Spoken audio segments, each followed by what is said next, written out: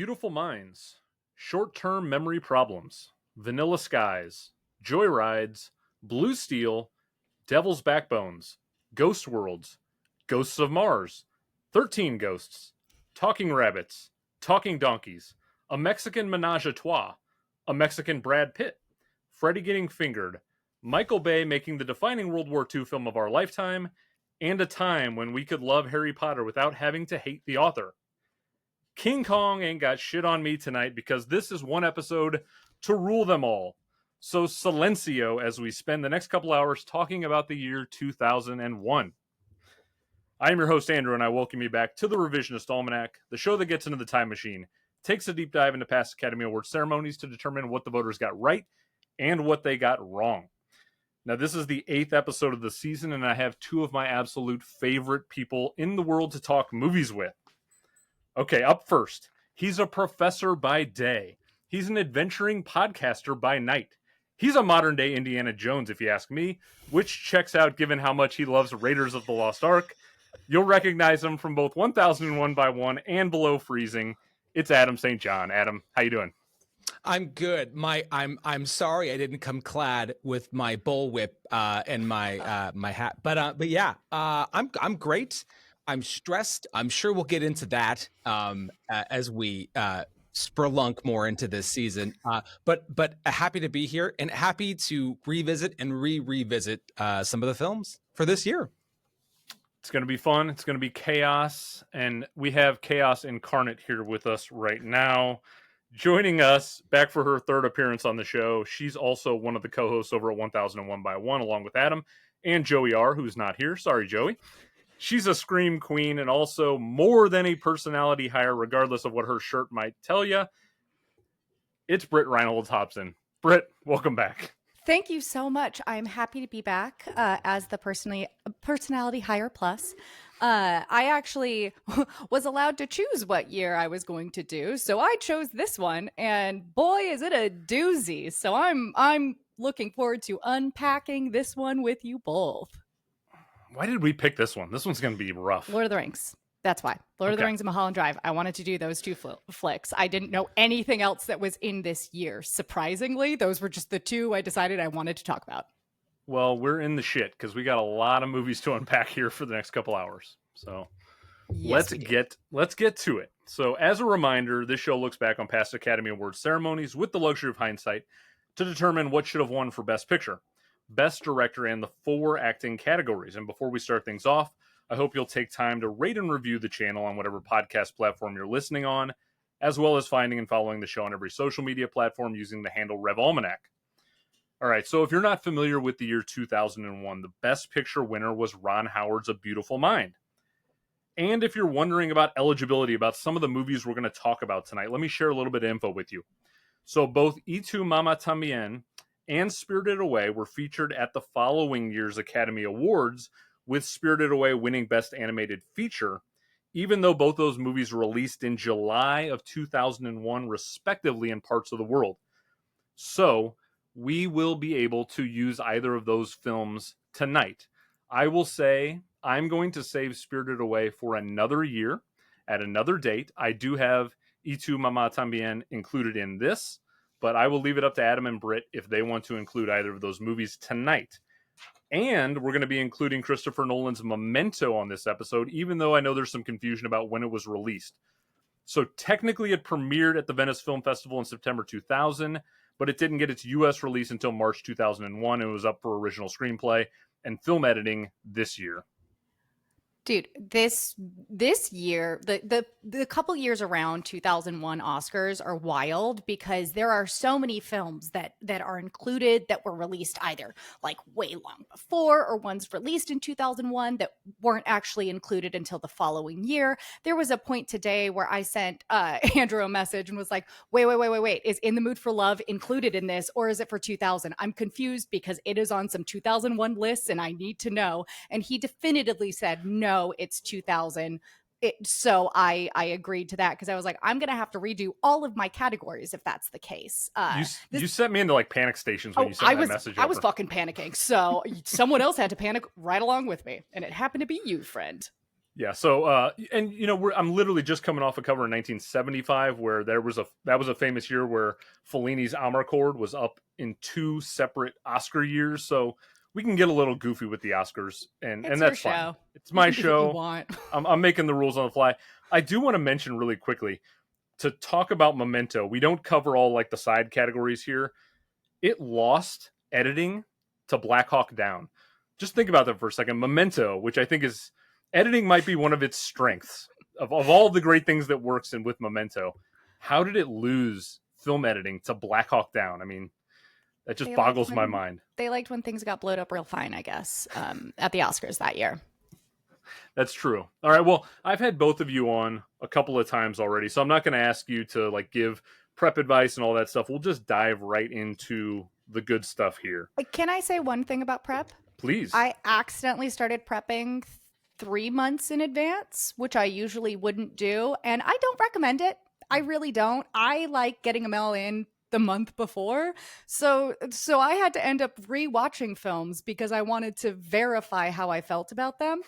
I prefer just doing, and I get it, that's not for everybody, but I like doing the like 6 weeks to 4 weeks before the podcast, because then it's like fresh in my mind. It kind of screwed with me accidentally starting early, because full disclosure, I thought we were doing this in June and not July. So you know, I had my dates wrong, thank God.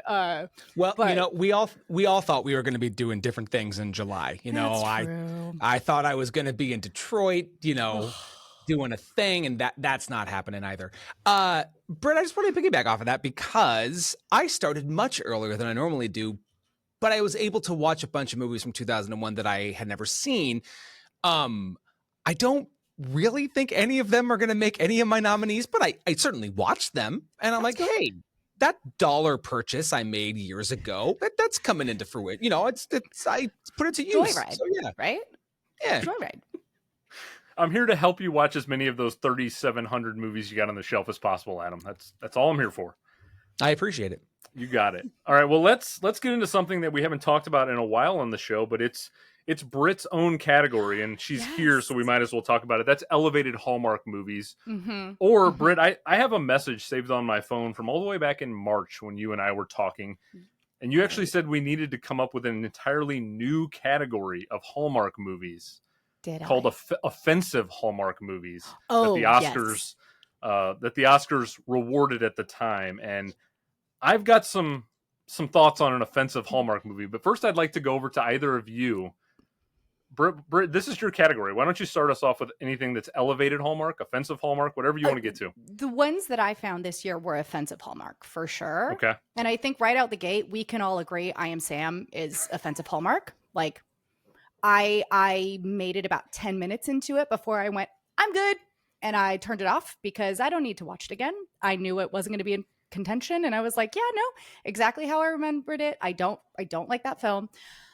The other one that I watched that I honestly expected to enjoy because of the actors that are in it, and I don't know, it just seemed like I might like it, was Iris. Yeah. I found the performances in Iris so offensive. And Dame Judi Dench is amazing, but maybe let's not have her play a character like that again, because I lost respect for her watching that flick personally. So those were my two big ones that I was like, this is offensive Hallmark, in my opinion. Okay, Adam, you seem to be on board with that. Yeah, both. Yeah, I have one more that I would add to that too.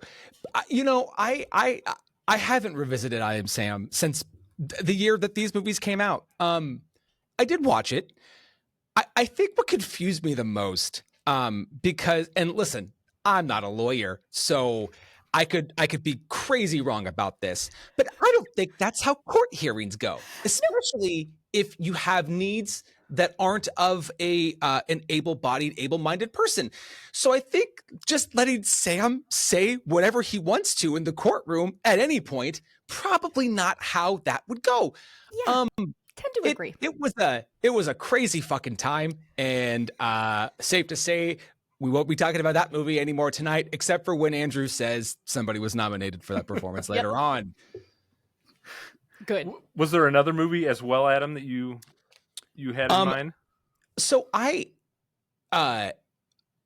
hadn't looked at this before in prior years that we've done this. So when I did obviously when we did 94, but also when in 2015. But I looked at the Screen Actor Guild's awards for this year because I was curious to see like tangentially what was also nominated there, but not at the Oscars. Did either of you watch the shipping news? I chose not to because I hated it the first time I watched it. So I had never seen it before.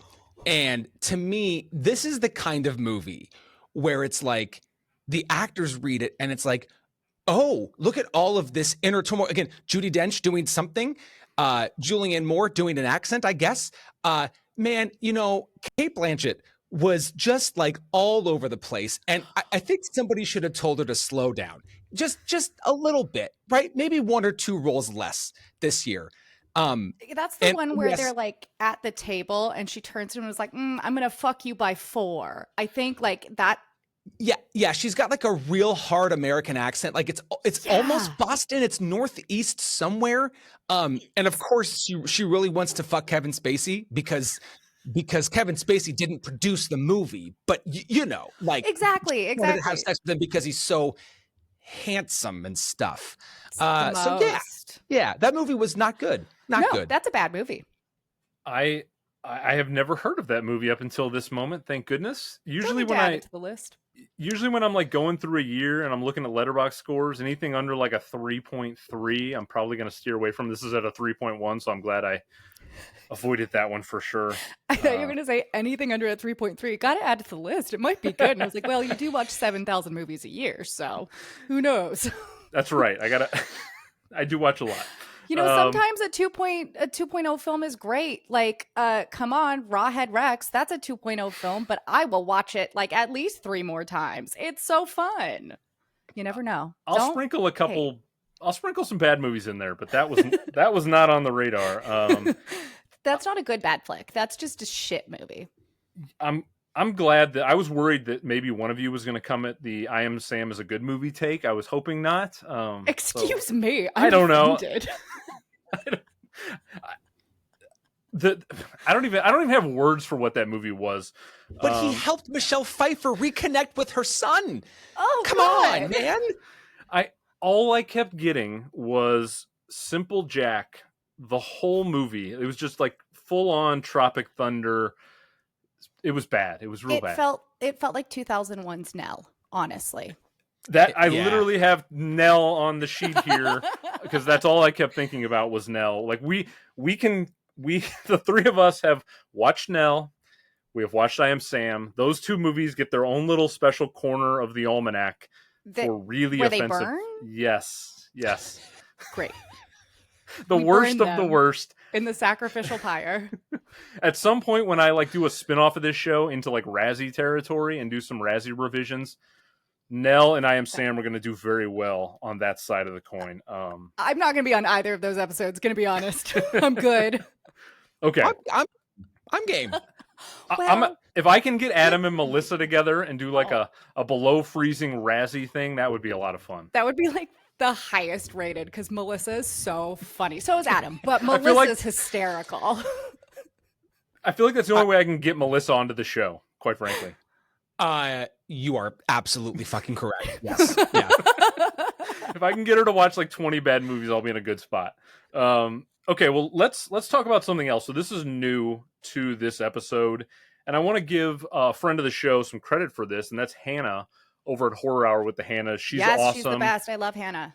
She pitched me this idea, and I thought, that's great, Hannah. So her suggestion was, why don't you guys come up with like a spiciest take of the year every episode? And I was like, okay, yeah, that sounds fun. Let's see. I've got 2 guests who are known for a spicy take or 2 every now and then on their podcast. So if you want to jump in, Adam, Britt, do you have a spicy take for the 2001 year as a whole? You can talk about a movie. You can go any direction you want with this. It's totally open to you.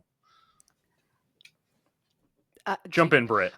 I think that 2001 is actually the best year of the aughts. Oh, fuck yeah.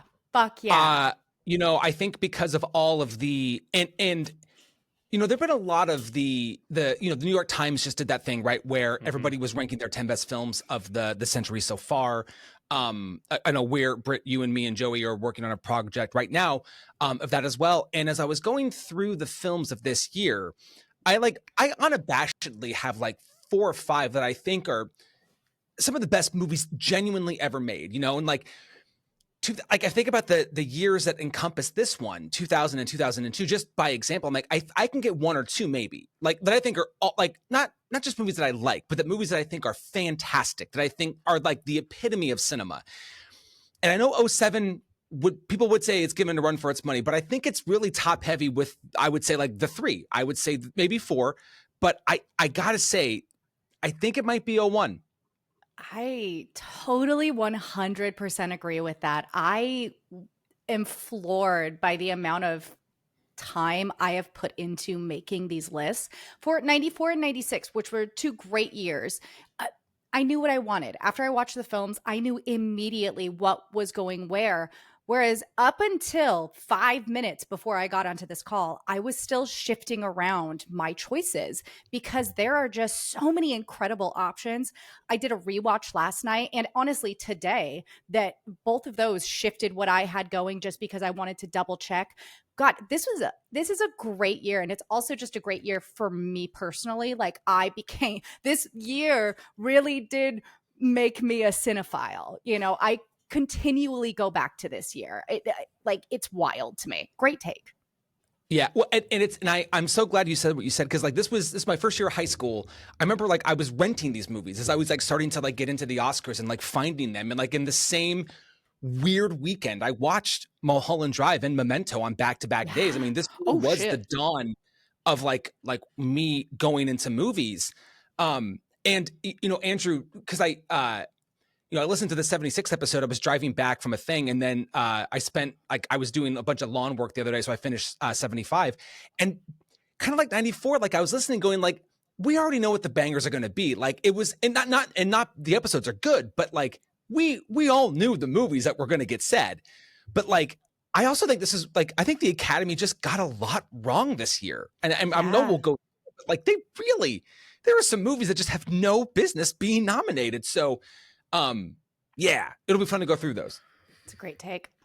So I'm just going to piggyback off that because I'm kind of right there with Adam. I don't know if I could go so far as to claim best of the aughts. My hot take was going to be coming off of 75. Everyone like sort of looks at 75 as this reverential year, and it's mainly because I think they effectively got the best picture lineup right, barring like maybe a movie here or there or whatever. But it's a strong best picture lineup, and so everyone just assumes everything in 1975 was great, and mining through that year, that's not necessarily the case. 2001 is light years ahead of 1975, top to bottom. I mean, like Britt said, up until like 90 minutes ago, I was still sort of finalizing what I was going to put into some of my revisions for categories, and that never happens. Usually I've got things pretty set in stone well in advance, and I'm just kind of tinkering with things. But I think that this year is maybe the best year I've done on the show to date in terms of depth, only possibly being eclipsed by the one I do next month. And I'll put that little teaser out there that I think next month's episode was even deeper top to bottom. But this one, I mean, like there's a lot of great movies out there. I feel like I need 15 spots for my best picture category because 5's just ridiculous. I need 15 spots for my best director, and I didn't anticipate that. Most categories need more than 5. Yeah.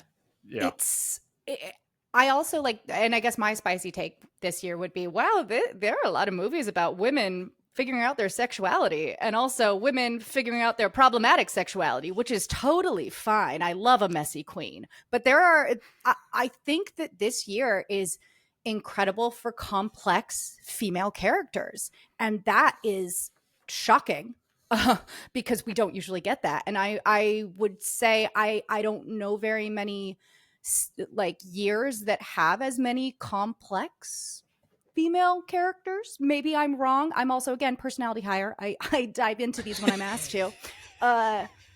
But I found myself going, yes, messy queens, get off. This makes me so happy. And I felt it was awesome. And especially in the political climate that we're in right now, it's incredible to see back in 2001 people allowing their female leads to be messy. I was so happy. I was like, please, I love mess. It was so refreshing, especially coming off of 2 consecutive years in the 70s. And we talked about it on both of those episodes effectively. We're like, Yeah.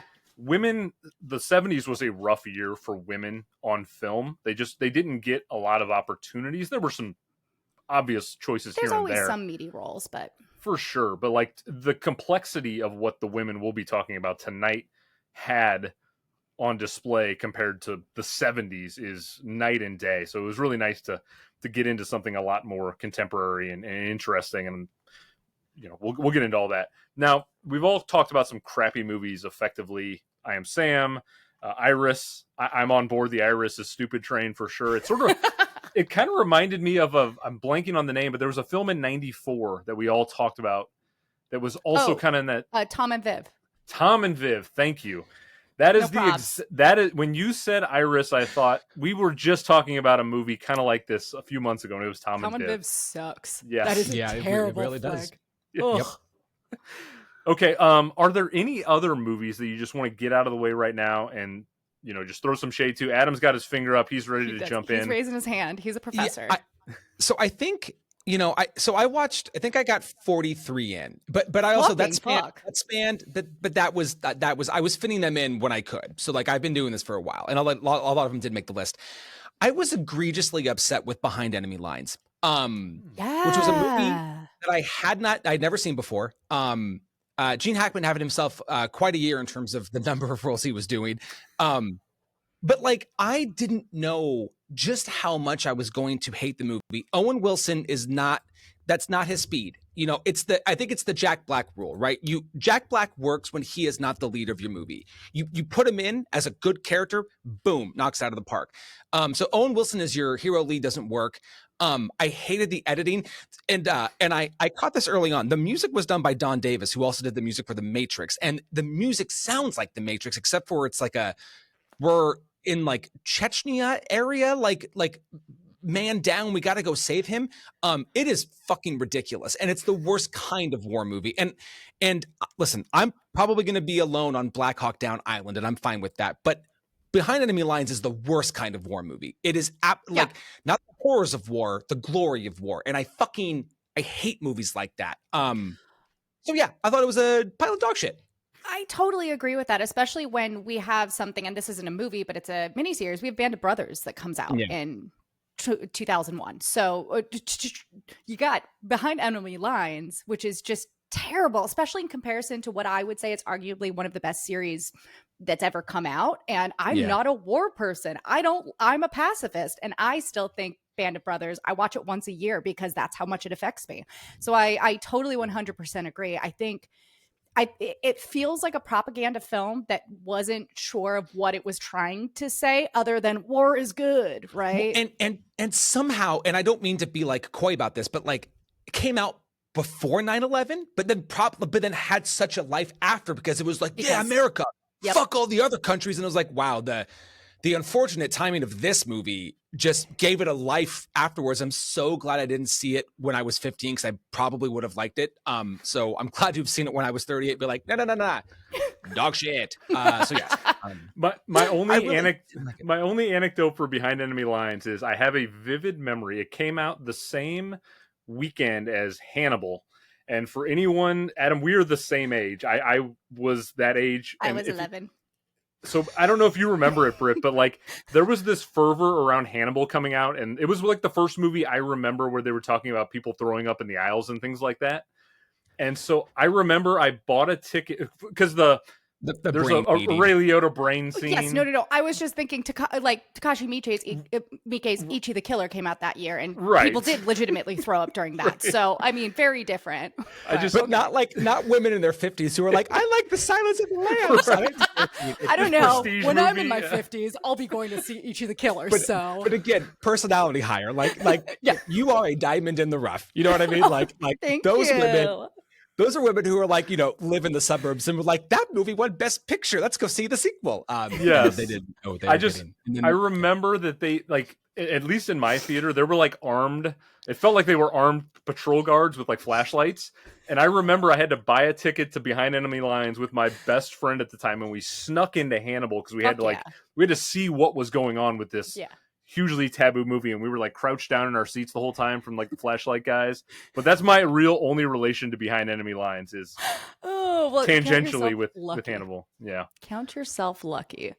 All right, Britt, any other movies you want to take some shots at real quick? Yeah, absolutely. I have one that I remember really enjoying when I was younger, and then I rewatched it and I was so disappointed in it, and that's Ghost World. I remember really feeling for the characters. I thought they were interesting, and then rewatching it and I was like, they're just genuinely terrible people. Thora Birch's character is actually a bad person, and I felt so deeply uncomfortable, but not in a way where it's like, let's unpack why I'm uncomfortable. Uncomfortable in a way of like, who the fuck wrote this character and why is this happening? I hated it. I wanted to love it. So many people really like Ghost World, and I'm sorry if it's on your list. For me, I don't go for it, Adam. Yeah. Dr. St. John? It's on your list. Great. It's going to come up in one of the categories. Yes. Great. I'm glad. It made me very uncomfortable. I didn't like it again, but that's fine. Maybe it's just me growing up and no longer being an angsty teen. I don't know.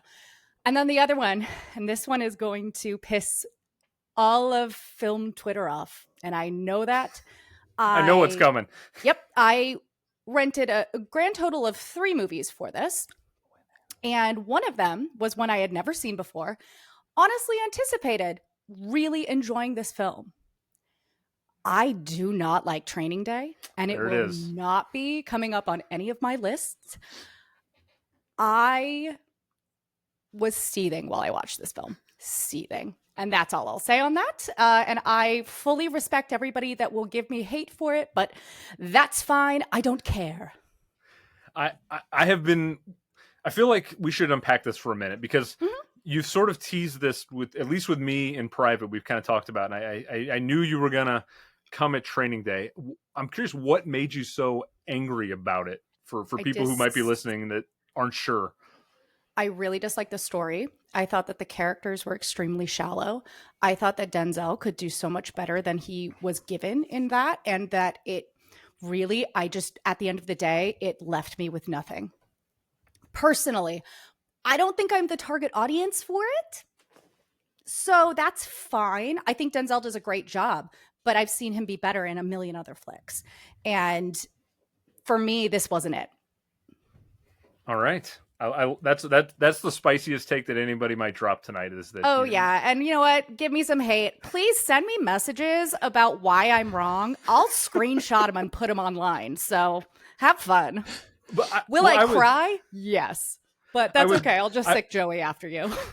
I would say if there's a film bro listening right now, apologies for listening, quite honestly, because, this is not the show for you, all right? I don't want... There have been times when film bros on social media have attacked some of the female guests on this show for a take that they have and want to try to, like, reduce them to, they don't know what they're talking about. I promise you, Britt knows more than you're talking about, so... That's what I say to you. Flipping the double bird. My mom will be proud.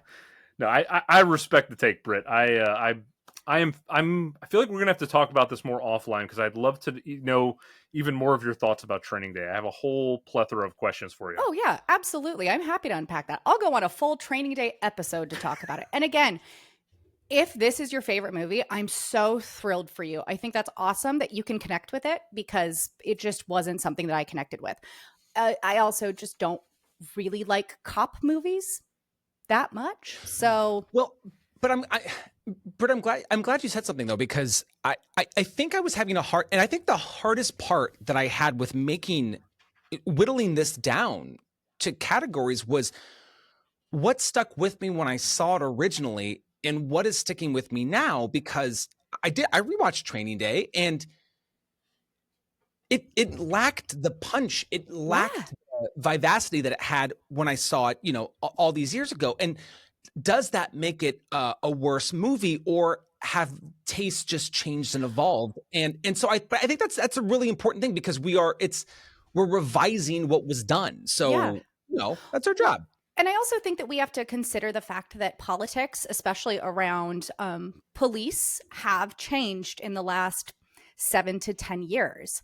I think that there is what they're trying to showcase in that film might not necessarily speak to an audience nowadays.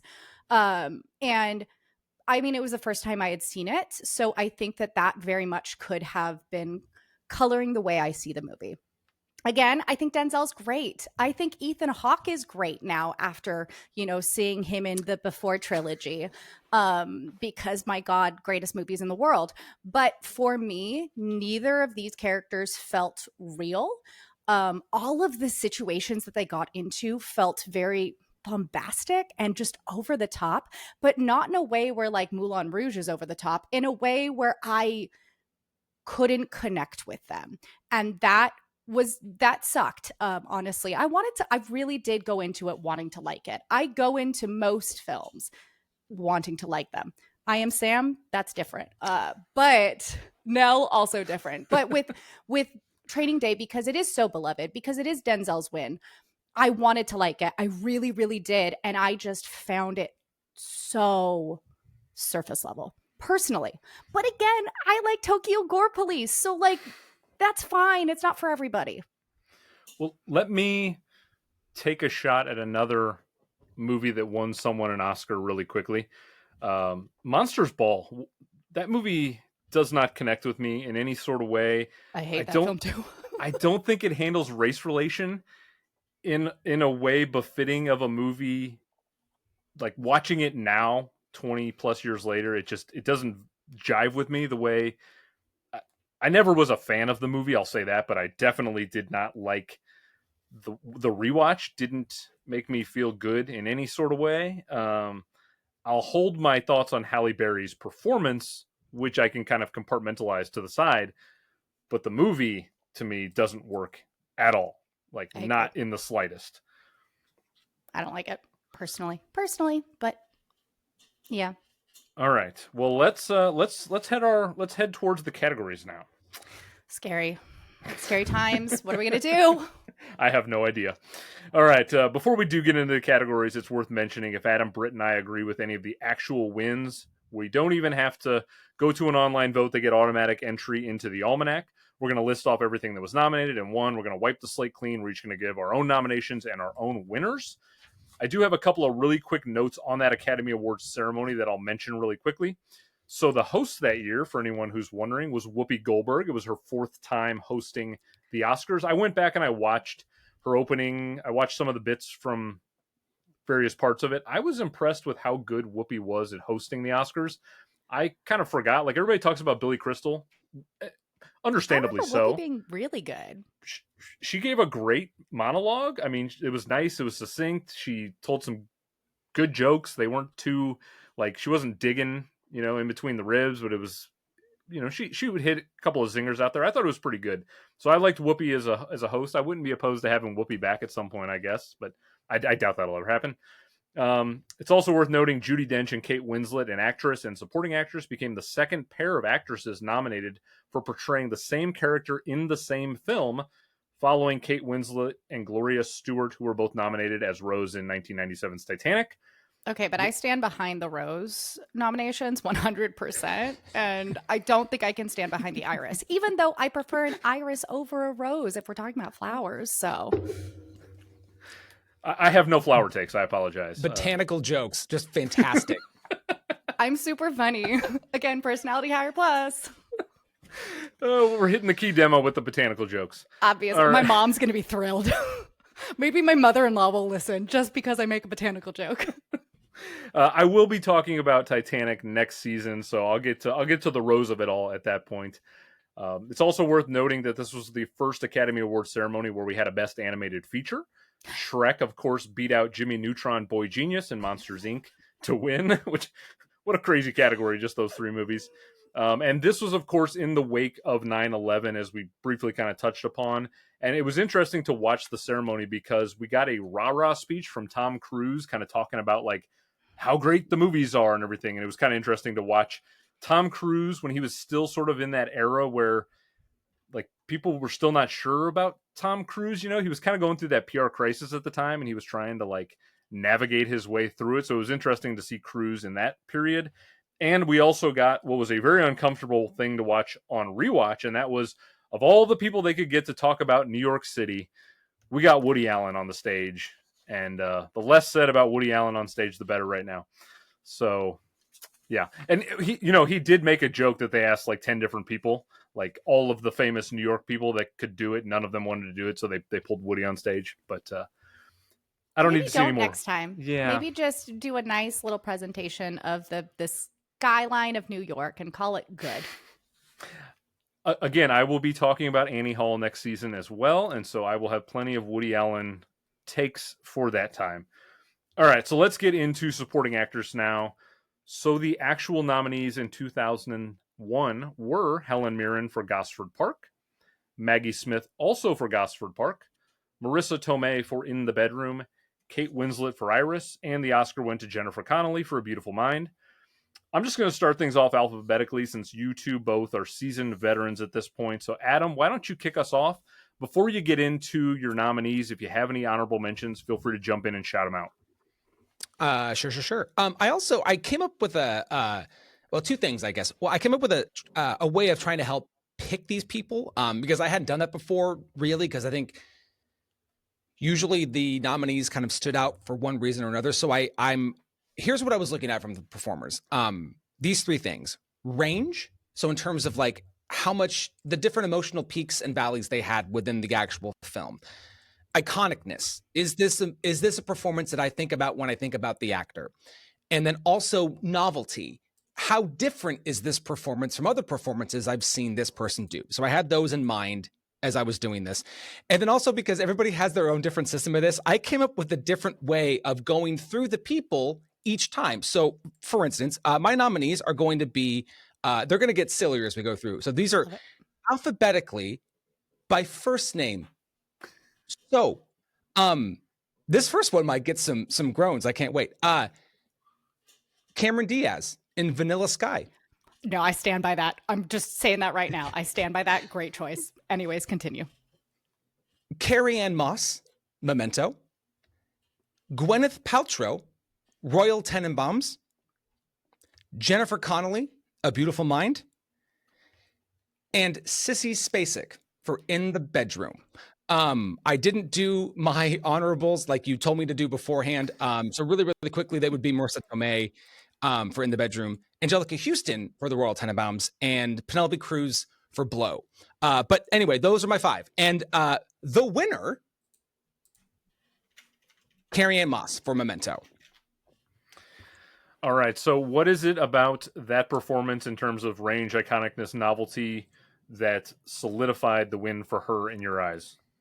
Well, I compare it immediately to, Trinity in The Matrix and just what a wildly different character that is. I mean, honestly, just from hero to villain, in such a short span of time. And if you just think about when we meet her, she is so supportive in the movie, right? We are two people just helping each other out, right? I'm helping you because you helped me. And as we go through, we get to what I think is just her iconic scene in the movie where she is telling him that she is going to use him. And that scene, I mean, that is the Oscar clip scene. And like the Academy, like just from the get-go, just was like, Christopher Nolan, go fuck yourself. And I, for one, didn't want to stand for that. So here I am all these years later to rightly not only nominate, but give Carrie-Anne Moss the win. Would you lay this down as your favorite Carrie-Anne Moss performance?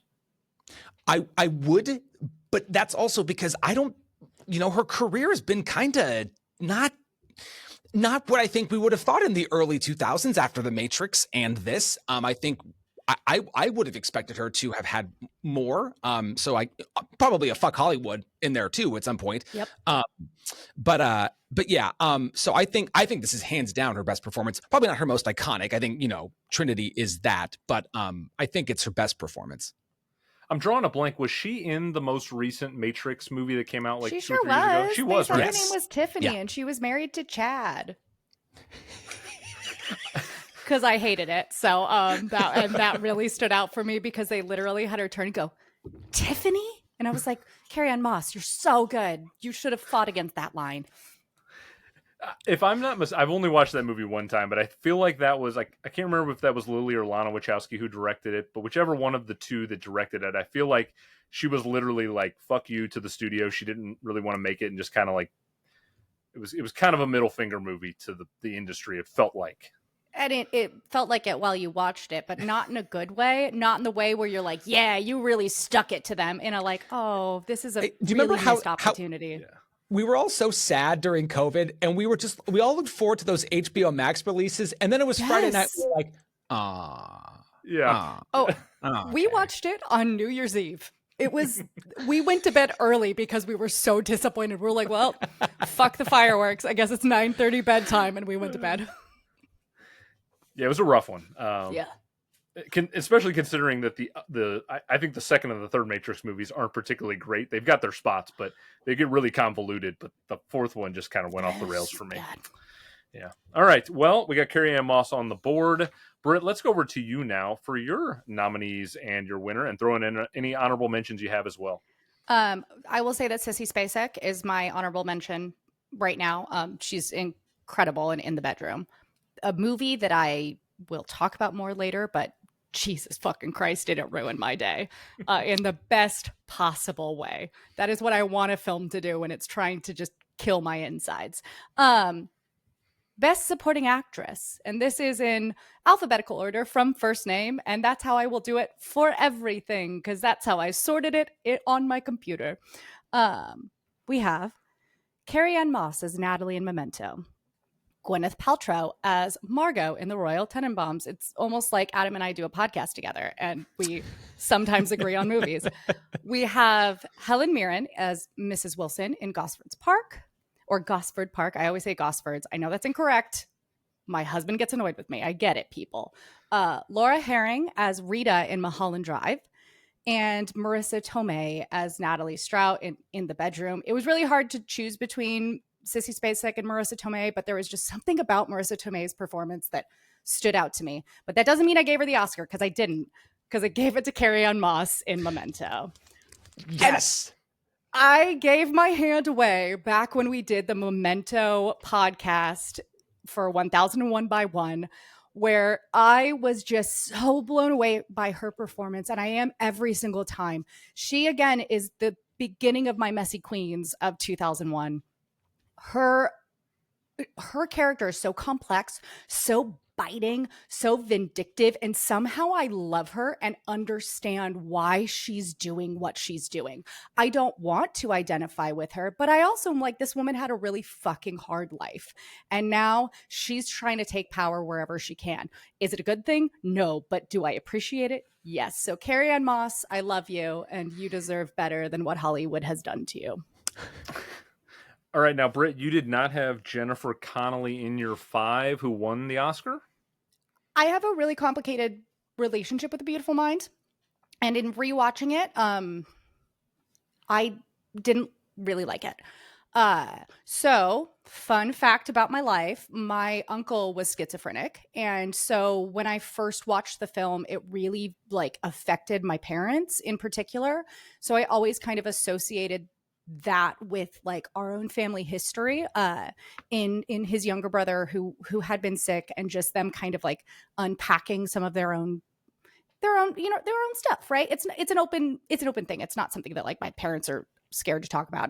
But then in rewatching it, and just, I don't know, the romanticized version of things, it really rubbed me the wrong way. So I was like, yeah, this just isn't for me. Jennifer Connelly, you did a great job, but it wasn't on par with the rest of the pictures from and performances from that year. Can't argue with it. All right, so that's 2 for 2 Carrie-Anne Moss on the board. I knew that was going to happen too. I really did, because, man, go back and listen to that Memento episode. We were hell yeah, real high on Carrie-Anne Moss in that. I thought there was a chance that either of you might have gone with someone else, but you didn't. So we'll see. We'll see if I do. Okay. So I have one honorable mention. I mean, there were, especially again, we're coming off a couple of years, a couple of months where I had almost nobody in this category. So it was so refreshing. I've got 30 names written down that I thought there was a lot of really good supporting actress performances out there. But the one that stood out to me that just didn't make my 5 was Kristen Scott Thomas in Gosford Park. And that's a movie where it was hard for me to really define what a lead versus support was. And so, like, if one of you has somebody in one versus the other, I totally understand, because it's a true ensemble. I mean, as all Altman films are. Adam, I'll get to you about Nashville later, but you don't have to. I mean, I will. Really. I will. Can't wait for the Nashville episode that one day you guys do together just to unpack this. Well, we got to have Mike there. All right, so. Okay, here are my 5 women in alphabetical order by film. So the first woman I have is the one who won the Oscar that year, Jennifer Connelly in A Beautiful Mind. My second actress is Marissa Tomei for In the Bedroom. I also have Carrie-Anne Moss for Memento. I've got Laura Herring for Mulholland Drive, just like Britt did. And then, just like the two of you did, I also have Gwyneth Paltrow for The Royal Tenenbaums. That's a really good 5. Like, I love the body of work that those 5 women did with those performances. Like, I love also that Adam brought this whole idea of range, iconicness, and novelty. I'm going to probably start using that in the future. I think that's a really good sort of criteria for defining it. I was so close to picking Carrie-Anne Moss. I really was. I mean, it was like, this was one I was flip-flopping on up until today. But for the second consecutive month, I'm going to go with a woman named Marissa. I'm going to take Marissa Tomei for In the Bedroom. I love Marissa Tomei, period, in everything, no matter what. I also just love the fact that her Oscar win in real life is for My Cousin Vinny. It's just like, it's the Oscars having fun, which rarely ever happens. And I love My Cousin Vinny tremendously. But I mean, when we talk about In the Bedroom, and Adam, I know you're probably still like somewhat resenting me for not loving little children. I apologize. Whatever I said about little children in the past, throw away, because In the Bedroom is where it's at for me. When I compare the two, this movie works on every single level. The story is so rich, and there's so much depth to it, and it's a true acting showcase. Like, all of the actors are at the forefront. It's written very well. But what Marissa Tomei's character goes through, I'm not going to spoil the movie for somebody who has not seen it. You should spoil it. If you haven't seen it by now, you're listening or watching a podcast about like a million different movies. Spoil away. I mean, there's a chance, there's probably a good chance that people aren't super familiar with this movie if they're listening to this and are just kind of like dabbling in movies. But there's an arc with her character, and she effectively falls in love with the younger man, and it's a very wholesome relationship, which is refreshing as well, because she has real love for him, I believe. Maybe Rich disagrees with me. I think there's a huge power imbalance, but that's okay. Like, that's okay. That's why, again, she's a messy queen. I love her. There's definitely, I mean, she's definitely a traumatized character from her previous relationship, which the movie explores.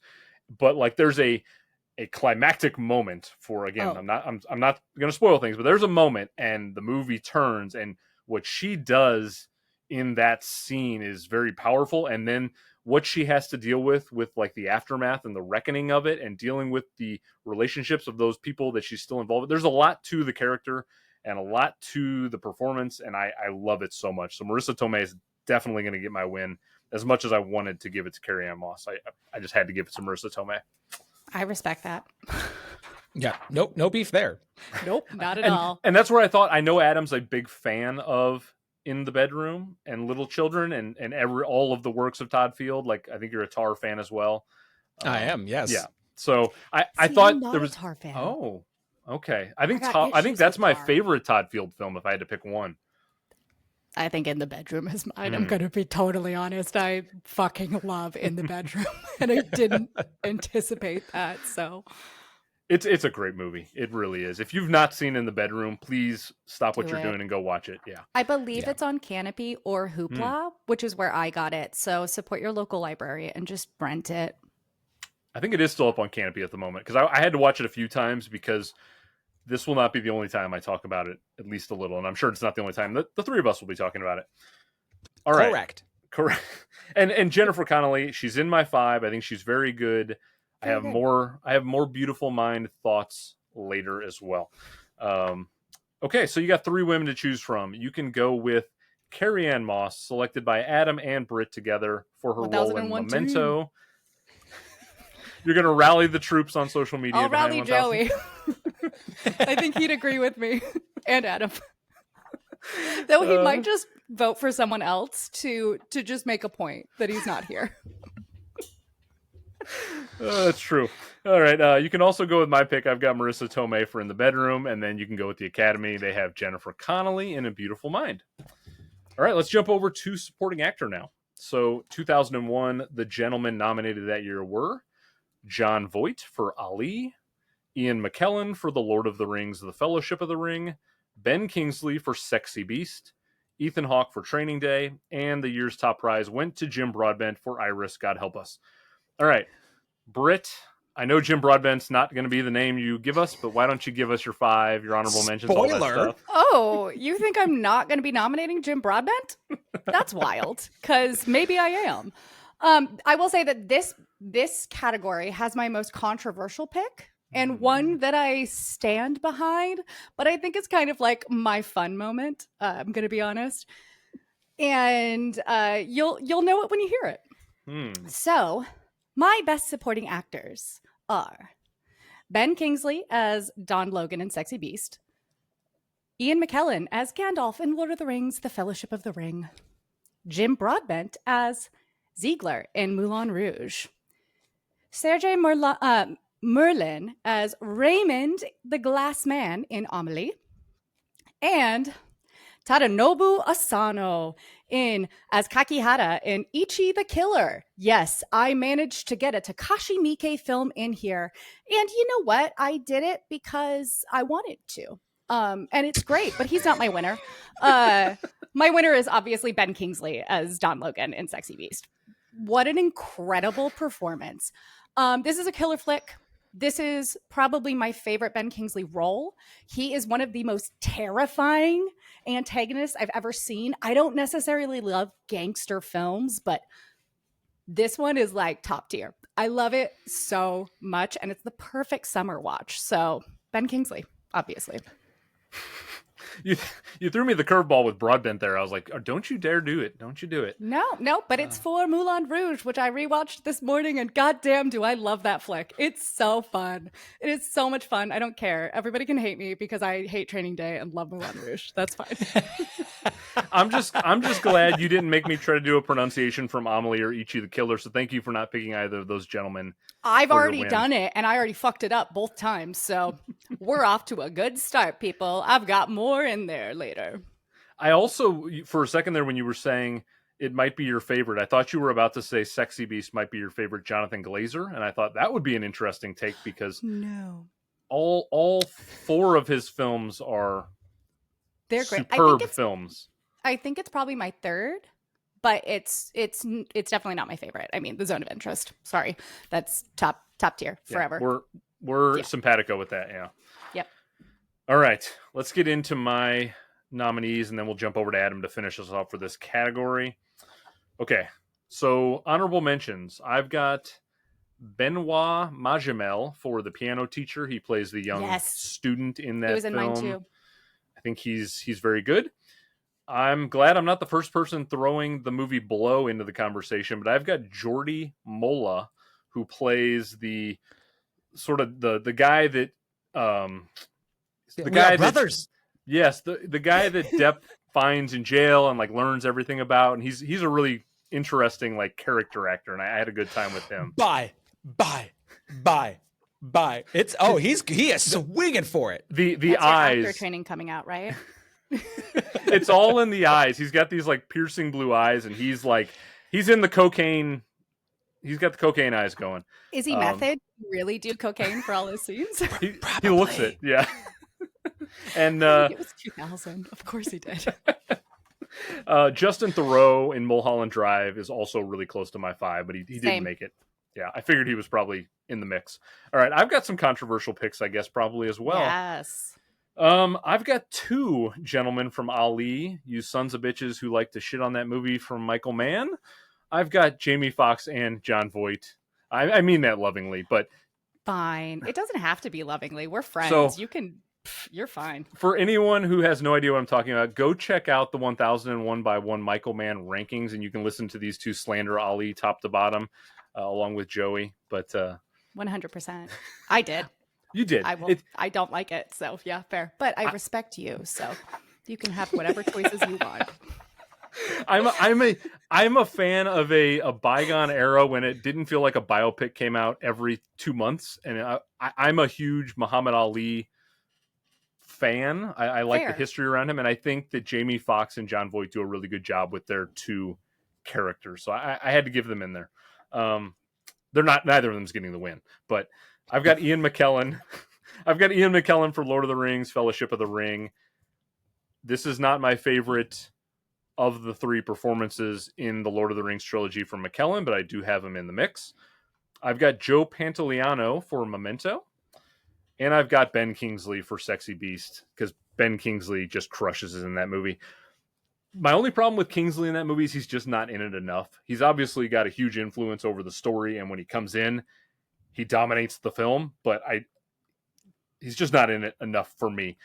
I'm going to give my win to the man lovingly referred to as Joey Pants. I think he's one of the great character actors of all time, Joe Pantoliano. Yeah. So over the last year and a half, I've watched him in Bound in 1996, where Britt and I both watched that movie. Good. He's amazing. I watched him in The Matrix in 1999 a couple of months ago. Now here we are with Memento.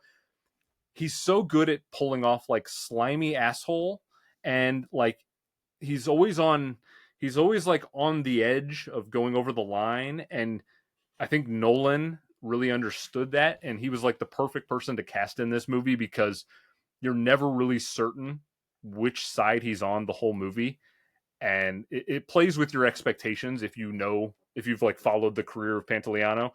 And I love what he does in this movie. I just think that he has so much to explore with the role, and it's showy, but it's not like too showy, like he's doing Joey Pants, but he's also like inhabiting that character. So for me, he's definitely going to get my win. And Jim Broadbent in Iris is not good.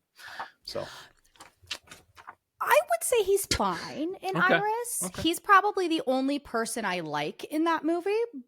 Like the scene where he, first off, great choice. Love that guy in that movie. He's fantastic. But talking about Jim Broadbent, the only scene that he's really, really good in is when he's telling Iris that he doesn't want her while they're in bed. And he's like, I finally have you and I don't want you. Legitimately killed me. And then the rest of the movie happened. And I was like, well, this is shit. So one kind of okay scene on just a sea of horrid choices. Yeah, this comes up literally every month, where this is typically the strongest category top to bottom, just in depth. And I had him 25th out of 43 names on my list, Jim Broadbent. I didn't think like he was fine. I'll never watch Iris again, but yeah. I'm sad I saw it one time. All right, let's go over to Adam now to round us out for the category. All right, so some quick honorable mentions, and really, I really like these performances I'm about to say, but I mean, they also I thought were just in it way not enough, which is a problem when you want to do this. I actually really liked Heath Ledger in Monsters Ball. I think there's a real sadness, and goddamn, what an actor he was. Obviously, he would do better things after this, but so I have him. Nick Stahl, obviously, very very shortly in the Bedroom, and I also have Mulholland Drive. But I have Patrick Fischler, who plays the guy who gives the speech at Winkies, who is scared out of his fucking mind. But he should alas, have an honorary Oscar for that speech. He did not make my list of 5. So my 5 actors, I'm going to go alphabetically by their middle name. So This is the best gimmick. I'm so obsessed with it, Adam. There you go.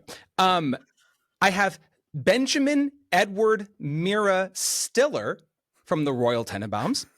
Oh. I have Ethan Green Hawk from Training Day.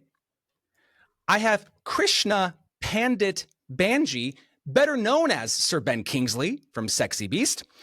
I have Joseph Peter Pantoliano from Memento. And the only time this movie will be mentioned, I have Stephen Vincent Buscemi from Ghost World. And my winner is you both had my 1 and 2. So just so that you're there. And I had to give it to Ben Kingsley in Sexy Beast. That movie rises in my estimation every time I've seen it. It's now a 5-star classic on Letterboxd for me. And holy shit, this movie's like 88 minutes. It just fucking goes by. And I think, the point that you brought up, Andrew, about Joey Pants kind of playing against type in this is so true. But by that logic, the guy who played Gandhi doing this is like, and so when I think about novelty, I don't even know what else to compare it to. It's so fucking wild. And he is just a ball of energy. I've never seen it before. Great stuff. I love the fact that the first scene he filmed was the scene on the plane. Like that, you would assume that you'd build up to that point, but nope, he was just put in and he did the scene where he's getting off the plane. And it's wild to me. You want me to put it out? Yeah, I'll put it out, providing you stub it out in your eyeball. I'll put it out. Oh, it's just so fucking vicious. Oh. Also, I really wanted to put Steve Buscemi in mine, but I couldn't because I disliked the movie so much. I was like, can I really put Steve Buscemi in if I hate everything else about that film? Because I think he's the only nice person in it, the only nice part of it. So, yeah, fair. Kingsley was my 2. To me, those were the top 2. And I have just watched Gandhi recently because I'm going to be covering 1982 in a couple of months now. And so to Adam's point, it was really fascinating to see the range between it. I also have to give the Oscars a little bit of respect for actually nominating Kingsley for Sexy Beast because, I mean, that was a relatively small movie. It doesn't feel like the type of movie that would have gotten recognized in 2001. And, it's a directorial debut from a relatively small filmmaker. And it just, So many good choices in that flick. It holds up. Honestly, I mean, I could spend hours just talking about Jonathan Glazer movies. I think he's one of the most interesting filmmakers of our lifetime. And I say this with the highest of praise possible. He reminds me of Stanley Kubrick. And what I mean by that is he doesn't release films very often. I mean, Kubrick made very few films, especially as it got later in his life. But it felt like he also didn't try to explain too much. He just sort of put movies out there and they just let them be. And that's kind of what Glazer feels like. I mean, Birth and Under the Skin and Zone of Interest, he's not trying to spell things out for you. He's just dropping these movies and they're really deep and really interesting.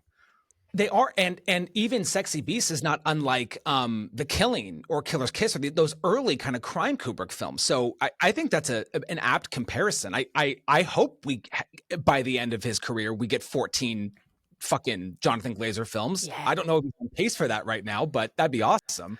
I literally saw 48 hours ago that he came out and made a statement that he's working on his next film right now. And he promised it wouldn't take as long as it took between Under the Skin and Zone, which I think was 11 years or something. Okay, but Zone of Interest needed 11 years. I will wait 11 years for another Zone of Interest.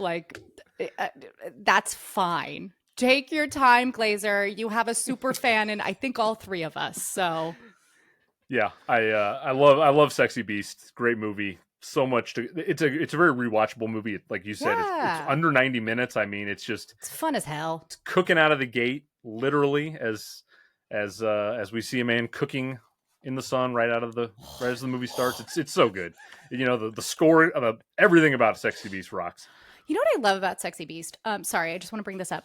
The women in Sexy Beast are age appropriate, and I Love it. They're beautiful ladies, but they're like ladies in their late 30s, early 40s. And it makes me really happy to see like this gangster who's so in love with his girlfriend, wife, partner, whatever, that he doesn't give a shit what Ben Kingsley is saying about her. Like, oh God, it makes me really happy, and it makes that character just even more great to me. I want to go watch Sexy Beast now. Maybe I will. It's not that long. No. It's only like 88 minutes, and it's on Criterion because they're doing a whole like summer pool thing, which is great. Anyways, we can cut that. There will be nothing cut. Oh, well, you might want to at some point. I'm sure I'll say something weird. So we don't have Joey to make some crazy remark about somebody who might be listening. No, you just have me, and I'll just go off on a tangent, and you'll be like, "This was unnecessary," but I guess that's why we get her on. As Adam goes, this is what I have to edit every week. No, it's all good. And we actually did cut part of that thing that Andrew was just talking about. So yep. Cut that. Yeah, Adam sent, so at this point, should we cut it? And I said, we haven't even listened to the episode, but yes, cut that. All right. Well, it might stay here, and you'll just have to wonder what in the hell we're talking about. Ha ha ha. There you go. All right. So you're going to have 3 options in this category. So you can side with the Academy, who has Jim Broadbent and Iris. Good luck to him on social media. You can go with my pick. I've got Joe Pantoliano from Memento, and then Britt and Adam again aligned 2 for 2. They've got Ben Kingsley and Sexy Beast. Sheesh. Were you guys talking about this secretly together? No, I haven't talked to Adam at all about this. Remember, I don't communicate with anybody, so yeah, there's no way that we could have. He has his phone in a lockbox. Remember, he has a lockbox. He can only open it twice a day, and usually it's to answer work emails. So, like, Adam's been oddly communicative lately, and seems more. It's summer. Okay. Remember, and my acting gig got canceled, so I'm on my phone a lot more. That explains it. All right, let's keep going. Let's get over to Best Actress now. So the nominees in 2001 were Renee Zellweger for Bridget Jones's Diary, Sissy Spacek for In the Bedroom, Judi Dench for Iris, Nicole Kidman for Moulin Rouge, and Halle Berry won the Gold Statue for her performance in Monsters Ball. And Halle Berry became the first and still only African American to win the Academy Award for Best Actress. I'm going to lead things off in this category, and then I'll go to you two. So honorable mentions, I have 1. I've got Audrey Tautou for Amelie. That will be the only time I mention that movie right now. Britt, I'm sorry. I don't connect with that movie in any way. I'm so sorry. I don't want to talk to you. I'm out. All right, this has been fun. I have so many people that I know in my life who really connect with that movie. Because and I try. It's beautiful. You just don't like beautiful things. You're like Joey. He also doesn't like beautiful things. Well, yes, Joey and I are very much alike, apparently, in that regard. I don't know. I went into Amelie. This was the 3rd or 4th time. I went into it with an open mind. I wanted to be on its wavelength. I think she's really good in it. I don't get the movie at all. But I respect everyone who loves it, because I know a lot of people who love it. Can I say what you told me when we were talking about Amelie? Sure. You said, I think that maybe women connect to it more. And I said, that's not true, because my husband and I watched this together and we both sobbed at the end of it. So that's absolutely not true. And he said, this is a whimsical adult film, and I appreciate that. So you're wrong, arguably. Well, damn it, Neil. I lack whimsy. I'm sorry. All right. So does he. So, like, this is confusing why he likes it so much. I don't know. I wish I could wrap my head around why I don't like it. But yeah, I don't. Wish you could too. But she was close to my 5. So here are the women that I have in lead actress. So I have Sissy Spacek for In the Bedroom. Britt, was it you that put her in supporting? And that was me. That was Adam. Well, I had her as my coulda, woulda, shoulda. Okay, and, so you both moved her into supporting. Yeah, I totally respect that. I was debating doing that myself. However, Best Actress was the thinnest of all of the categories that I was doing, so I left her there. Huge. Oh, okay. Well, you went down a very different rabbit hole than I did. Yeah. So I have Sissy Spacek in lead actress. I just love Sissy Spacek and everything. She's legitimately like one of my top 5 or 10 favorite actresses of all time. I don't think she's ever missed her whole career all the way back to the 70s up until now. She just always makes me happy. I've got Naomi Watts for Mulholland Drive. I've got Nicole Kidman, not for Moulin Rouge, but I've got her for The Others, which I think she's has a better acting performance in The Others. I've got Isabelle Huppert for The Piano Teacher. And I've got Maribel Verdú for Y Tu Mamá También. Okay. These are like, I love all 5 of these women. This was a really hard one for me to decide on, but I do think I'm going to give the win to somebody that at least one of you will also say the name of, and I'm going to give my win to Naomi Watts for Mulholland Drive. She has 2 Oscar nominations to her name, 21 Grams and The Impossible, which she's good in both of those movies, but this is the defining Naomi Watts film, the defining performance of her. You could pick out any number of scenes from Mulholland Drive and pick as the best. Obviously, everyone goes back to like the dinner party scene, and there's that famous clip on social media that's made the rounds where you get the behind the scenes of her going through the emotions and then David Lynch like celebrating her so graciously, like right after he yells cut. And I love those two working together in harmony. And I just think that they connected in such a way. The Mulholland Drive is still a confounding movie to me in the best possible way. Like it's a bona fide 5-star movie that I still don't fully understand all the puzzle pieces. And I'm probably never going to, and I don't think anybody does. And what makes David Lynch. And that's what drives me nuts is that I own the DVD and it's got this ridiculous thing on the front DVD cover where it's got like the 10 clues to understand this movie. And I read the clues and it makes the movie more fucking confusing. I don't understand what's happening with the clues. And it's got to be David Lynch playing a prank on people. No, Lynch was basically coerced into doing that. Yep. Which makes sense because it's stupid. And I'm like, these rules and these things don't make any sense. But this is a total vibes movie, which is why it's also like one of Britt's favorite movies of all time. Maybe her favorite movie of all time. But you can't deny what Naomi Watts does in it. She's phenomenal. She was always at the top as much as I wanted any of those other women to get in there. Huppert, piano teacher, extraordinary. Verdú, what she does with the 2 young gentlemen, Diego Luna and the other one, Gael Garcia Bernal. I love the way she ping pongs between those 2 gentlemen and that 3-way relationship that they've got going on. But Naomi Watts, head and shoulders above the rest for me when it really came down to it. All right, Adam, let's go over to you now. Okay. So 2 honorable mentions. I hadn't seen this movie since it came out, but I actually had Thora Birch in Ghost World. And I don't know if it's just because like I'm afraid of what to come with my own 2 children. But I just thought there was something there. And, you know,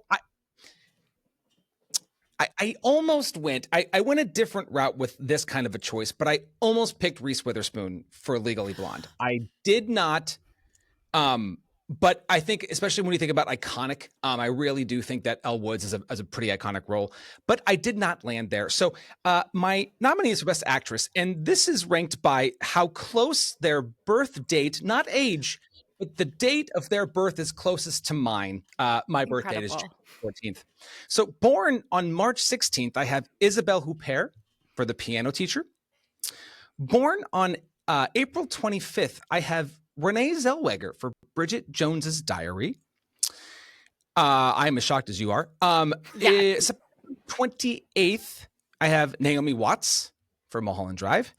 Born on August 9th, because I'm coming away on the other side of the calendar, I have Audrey Tautou for Amelie. And born on August 14th, I have Halle Berry in Monsters Ball. I have no problem with any of the people in that category that I just listed, but this was never not going to Naomi Watts for Mulholland Drive. You know, I think a lot of people praise the vulnerability, and you know, rightfully so, that Halle Berry has in Monsters Ball, but that same vulnerability is also in Mulholland Drive, and then there's everything else on top of it. And so that it's that range, it's that iconicness, and I guess it's just novelty in terms of at that point, most of us didn't know who the fuck Naomi Watts was. But then again, if you look at her career too, like I think it really stands out. I think she's probably one of our best also living actors for what she's been able to do. And this was always going to be the choice. So Naomi Watts. I do want to mention, since you had Halle Berry in your 5, I didn't really mention her, but I think she's good in Monsters Ball, and I'm glad that like she made a historic win. And if you go back and watch her reaction, there was a genuine shock to it. I looked back, and Nicole Kidman and Sissy Spacek took home Golden Globes that year for their performances in the different categories. Halle Berry hadn't been like dominating in all the precursors, so it didn't seem like she was guaranteed to win. So like I bought her emotion. That's right. I think Jennifer Connelly won Best Lead Actress at SAG, which was a weird thing.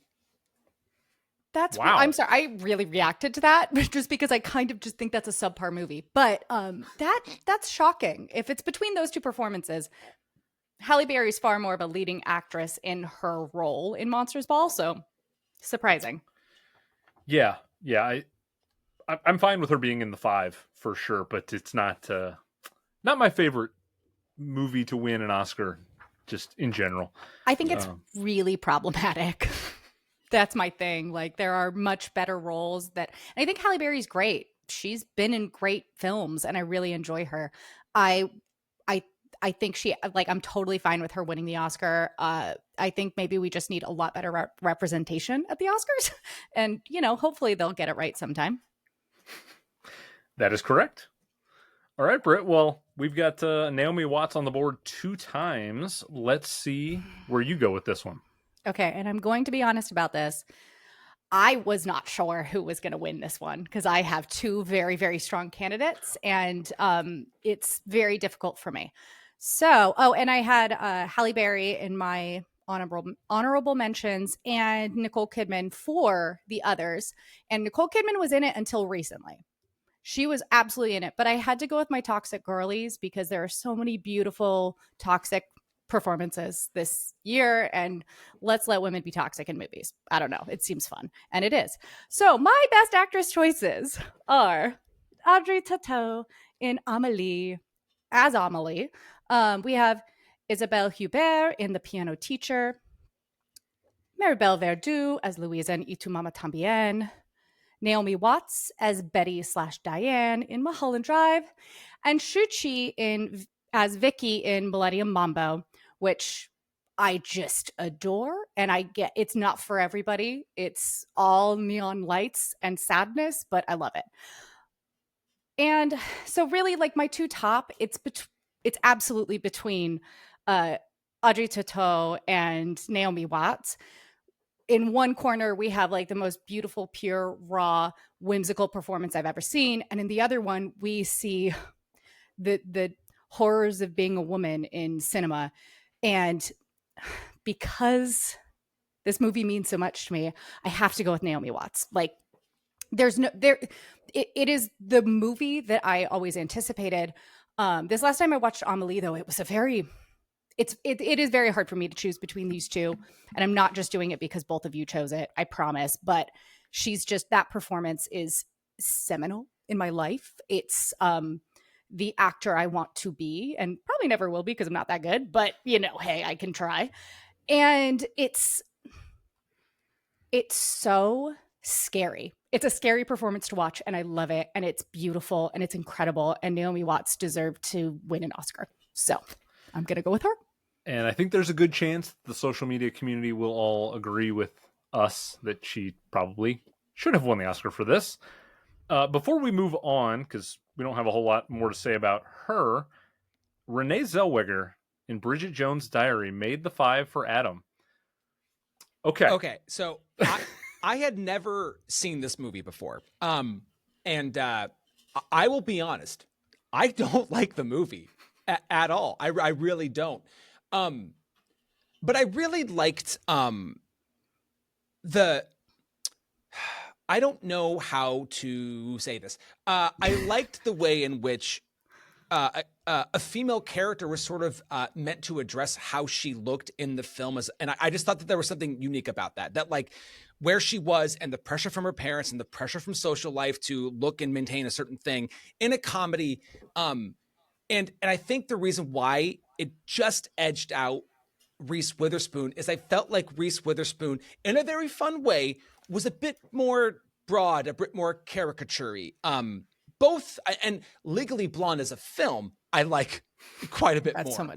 So much better. But I was surprised with how much I enjoyed her and almost nothing else. It's because you like a messy queen. You're into the toxic women of 2001. I would say that's a lot of who was nominated in my pool there. I think in all of our pools, they're all messy queens and one femcel. Yeah. Like, let's be real. With the piano teacher, obviously. Yeah. So with Zellweger, Adam and I are on the exact same road right now where I have never understood Bridget Jones and the fascination with it up until prep for this episode. And then there's a new Bridget Jones that came out this 2025 calendar year. It's like the third movie in the franchise. That sounds right. It was good. I can't believe I'm saying the words Bridget Jones' Diary has made me enjoy a couple of movies. I've found myself oddly fascinated by them out of nowhere. Like that was never gonna be in my consciousness, and now suddenly I'm a Bridget Jones stan, I guess. But yeah, I'm glad they speak to you both. They do not speak to me. I've only do not seen the like first them. one. I don't really like comedies though, but I do love Four Weddings and a Funeral, so that's a lie. Don't, Andrew. You're not allowed to say a single thing. It's a great film, but I'm glad for you two. We all have a Hugh Grant movie we love. This is my Hugh Grant movie. Oh, he is in the He is. Yeah. Well, if I had to choose a Hugh Grant movie, it would be Paddington 2. Sorry, that's just forever. That's good For one. sure. Yeah. Does anybody have anything to say about Isabelle Huppert before we move on? We all had her in our 5. Damn, what a performance! Right? Yeah, that was my number 2. She was my 3.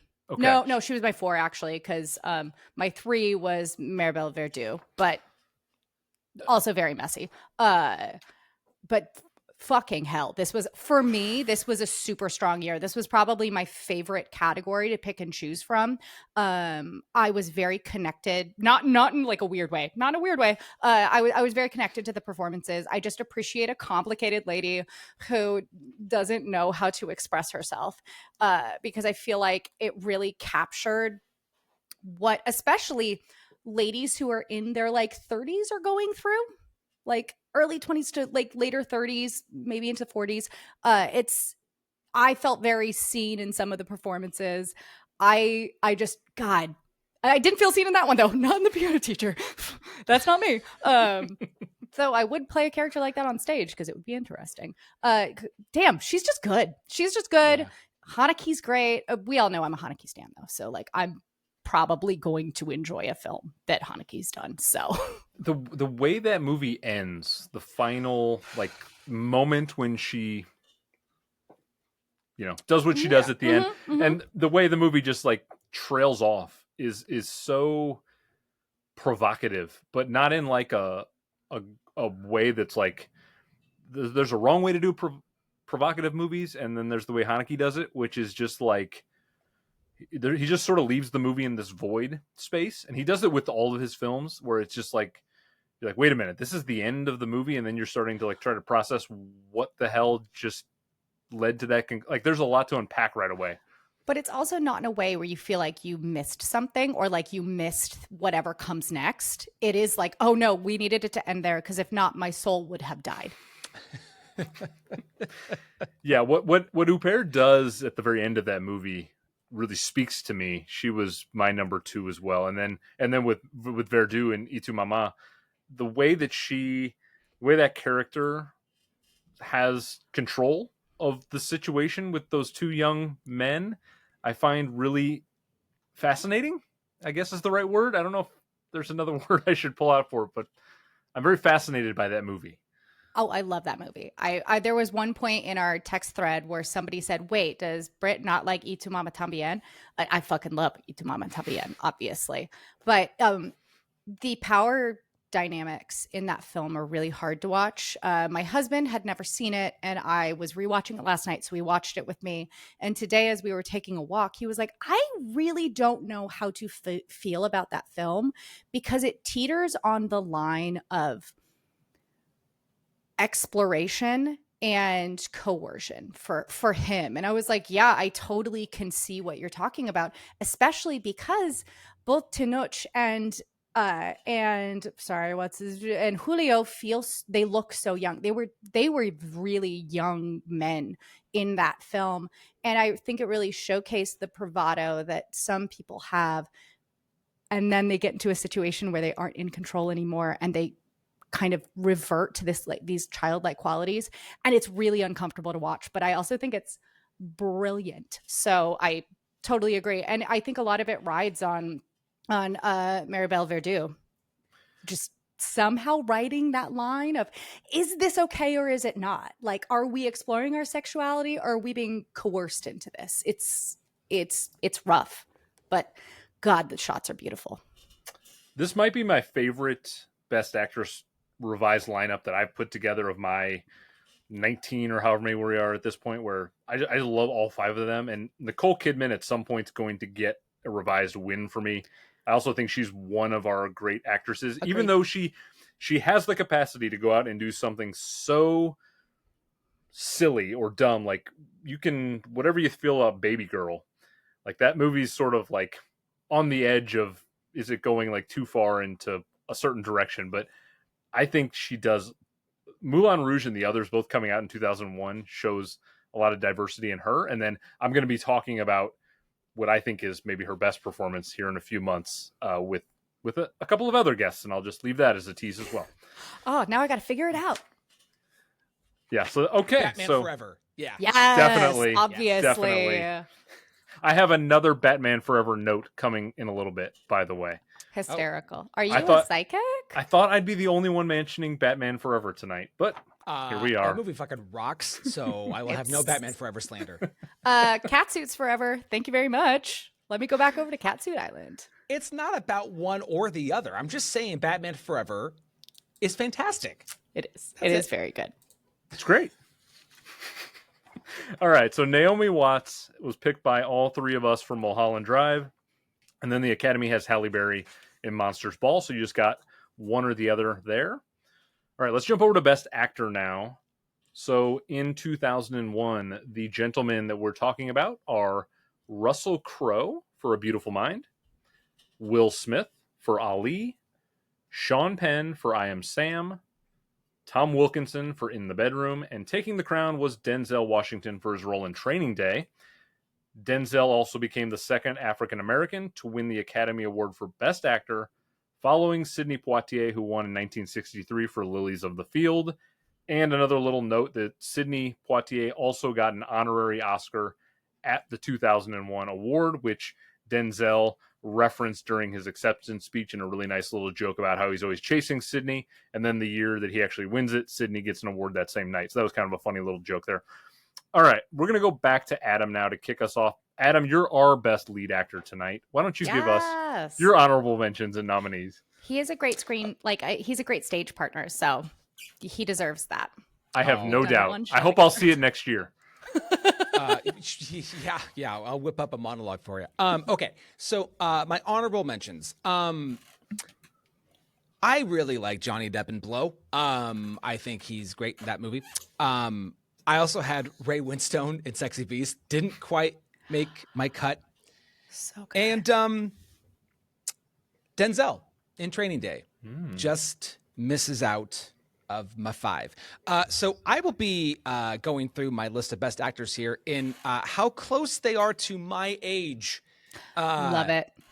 Currently? Currently, yes. Okay. Yes. So born in 1967, I have Guy Pearce in Memento. Born in 1964, I have Russell Crowe for A Beautiful Mind. Born in 1948, I have Tom Wilkinson In the Bedroom.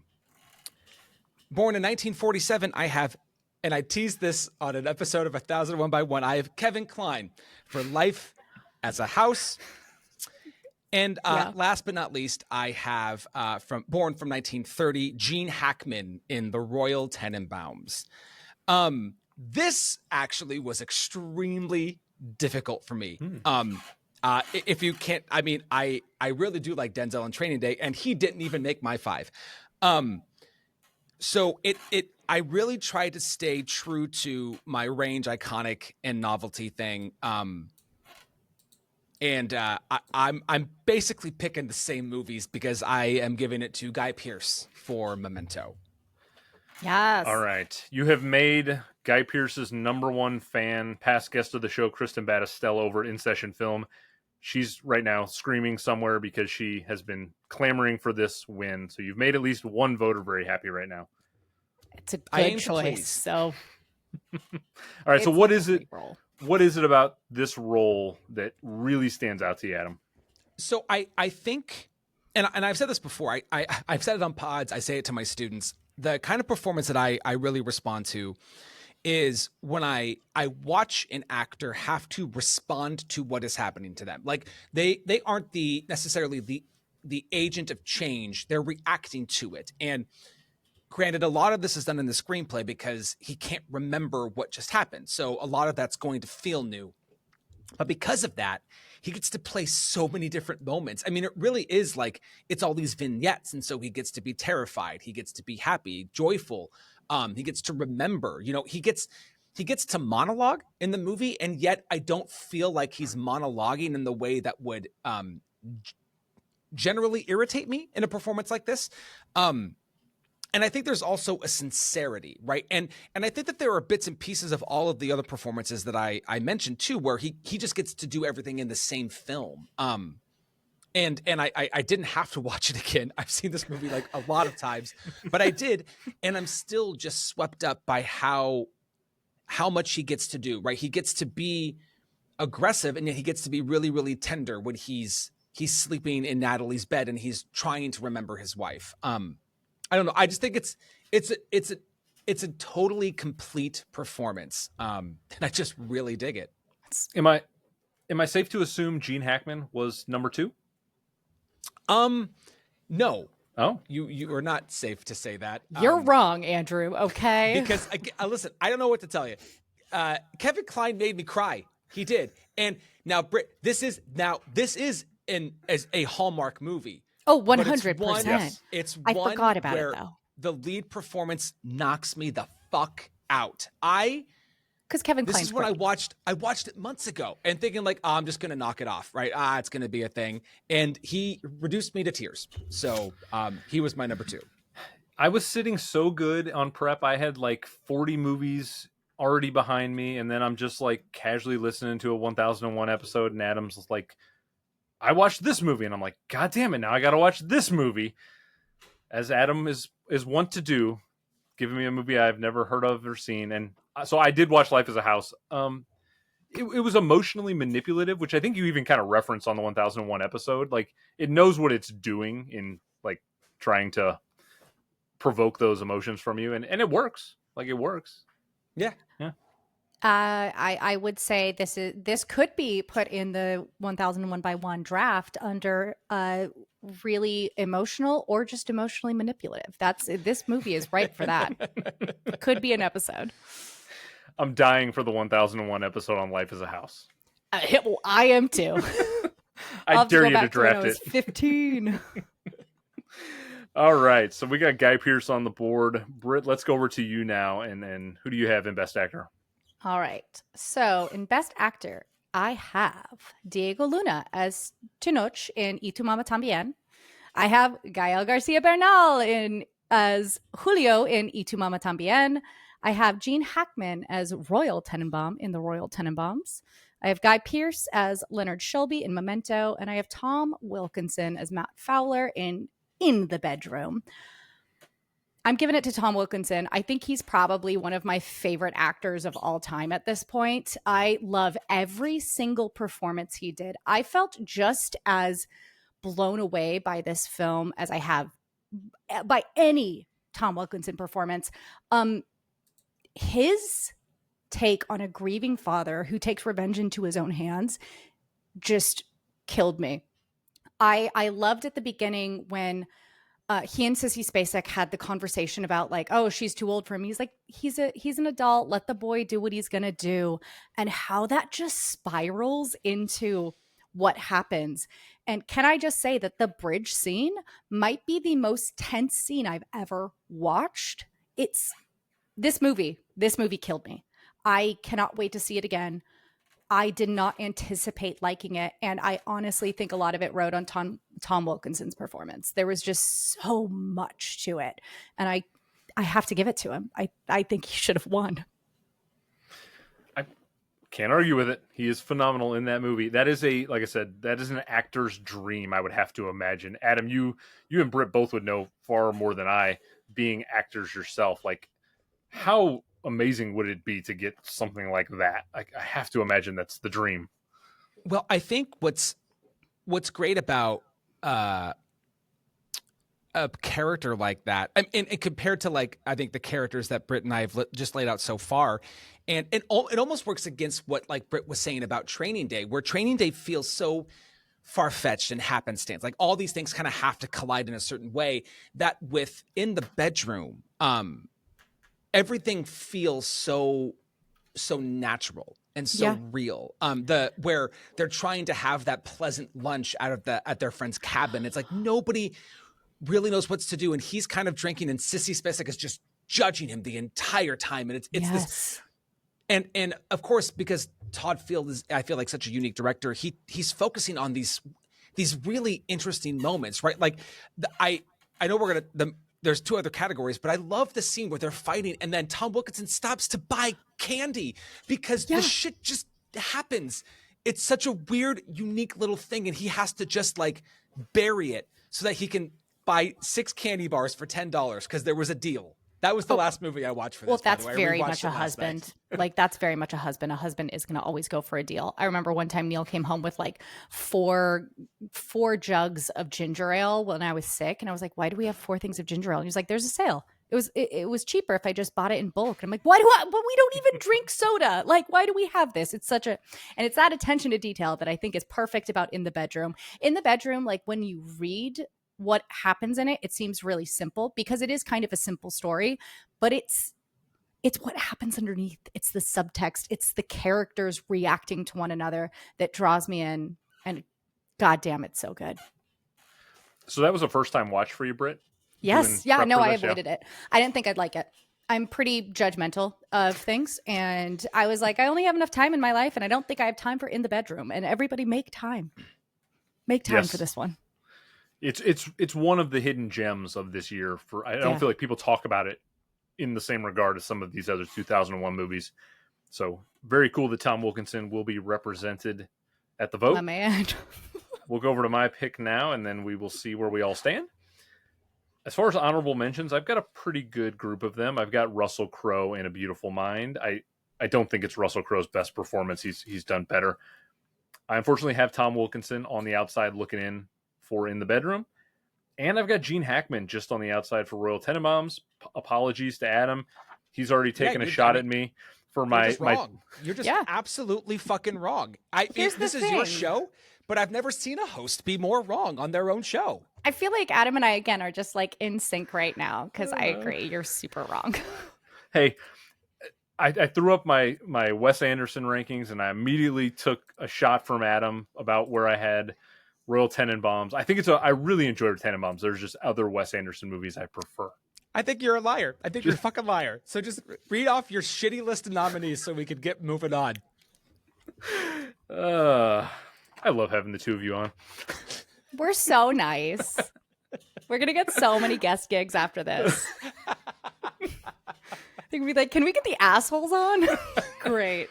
Personality plus. Should say asshole plus. Am I the plus? What's happening here? Which one am I? All right, here's the 5 guys I got in the category. Britt, you may want to cover your ears for this first one. I don't want to bring any trauma your way. I've got Haley Joel Osment for AI, Artificial Intelligence. How dare you? I apologize. I know I'm so that triggered. Just when I thought you couldn't get more wrong.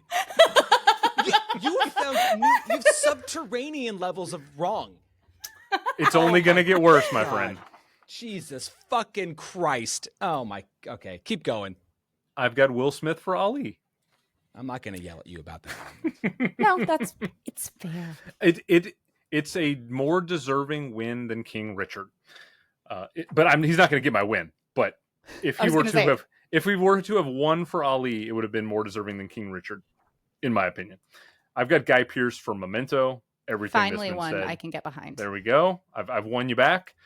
I've got No. Denzel. Not really. I've got Denzel for Training Day, of course.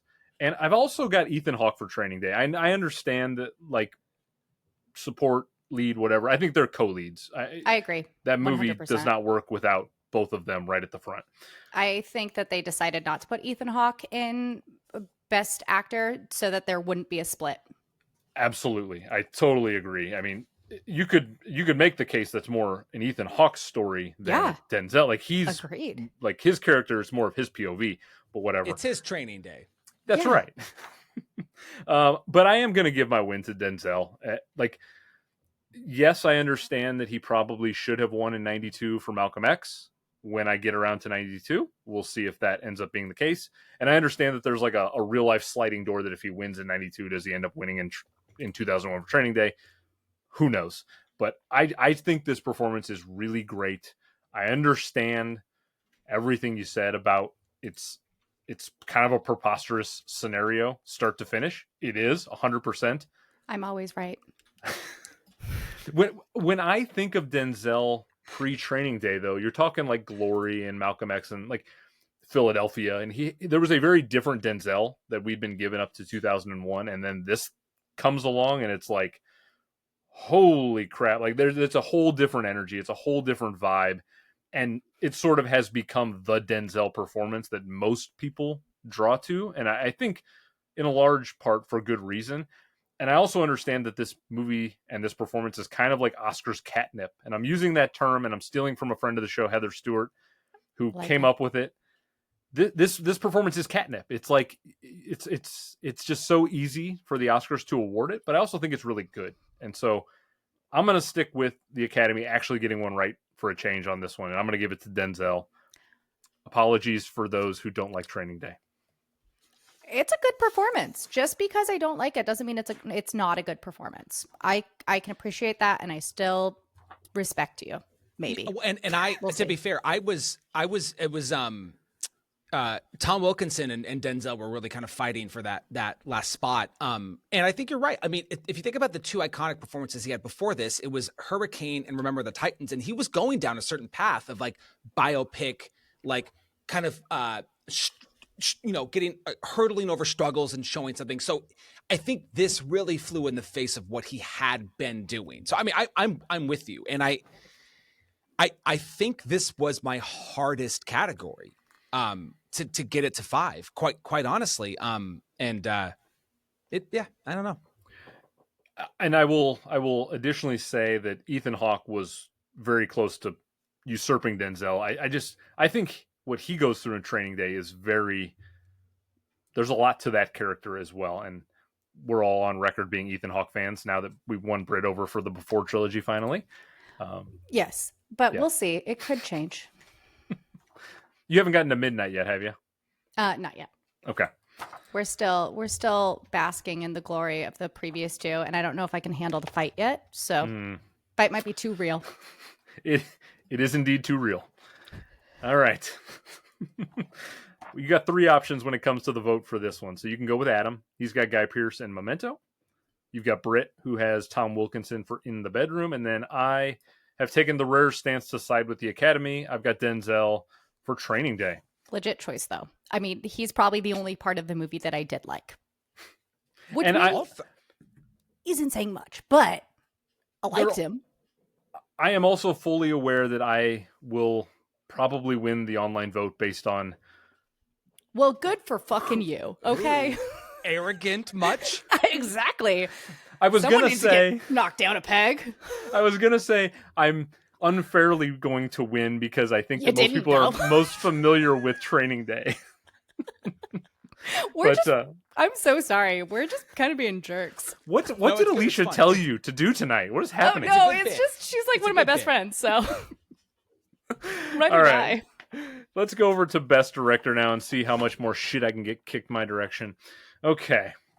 The nominees for Best Director in 2001 that year were Ridley Scott for Black Hawk Down, Robert Altman for Gosford Park, Peter Jackson for The Lord of the Rings, The Fellowship of the Ring, David Lynch for Mulholland Drive, and winning was Ron Howard for A Beautiful Mind.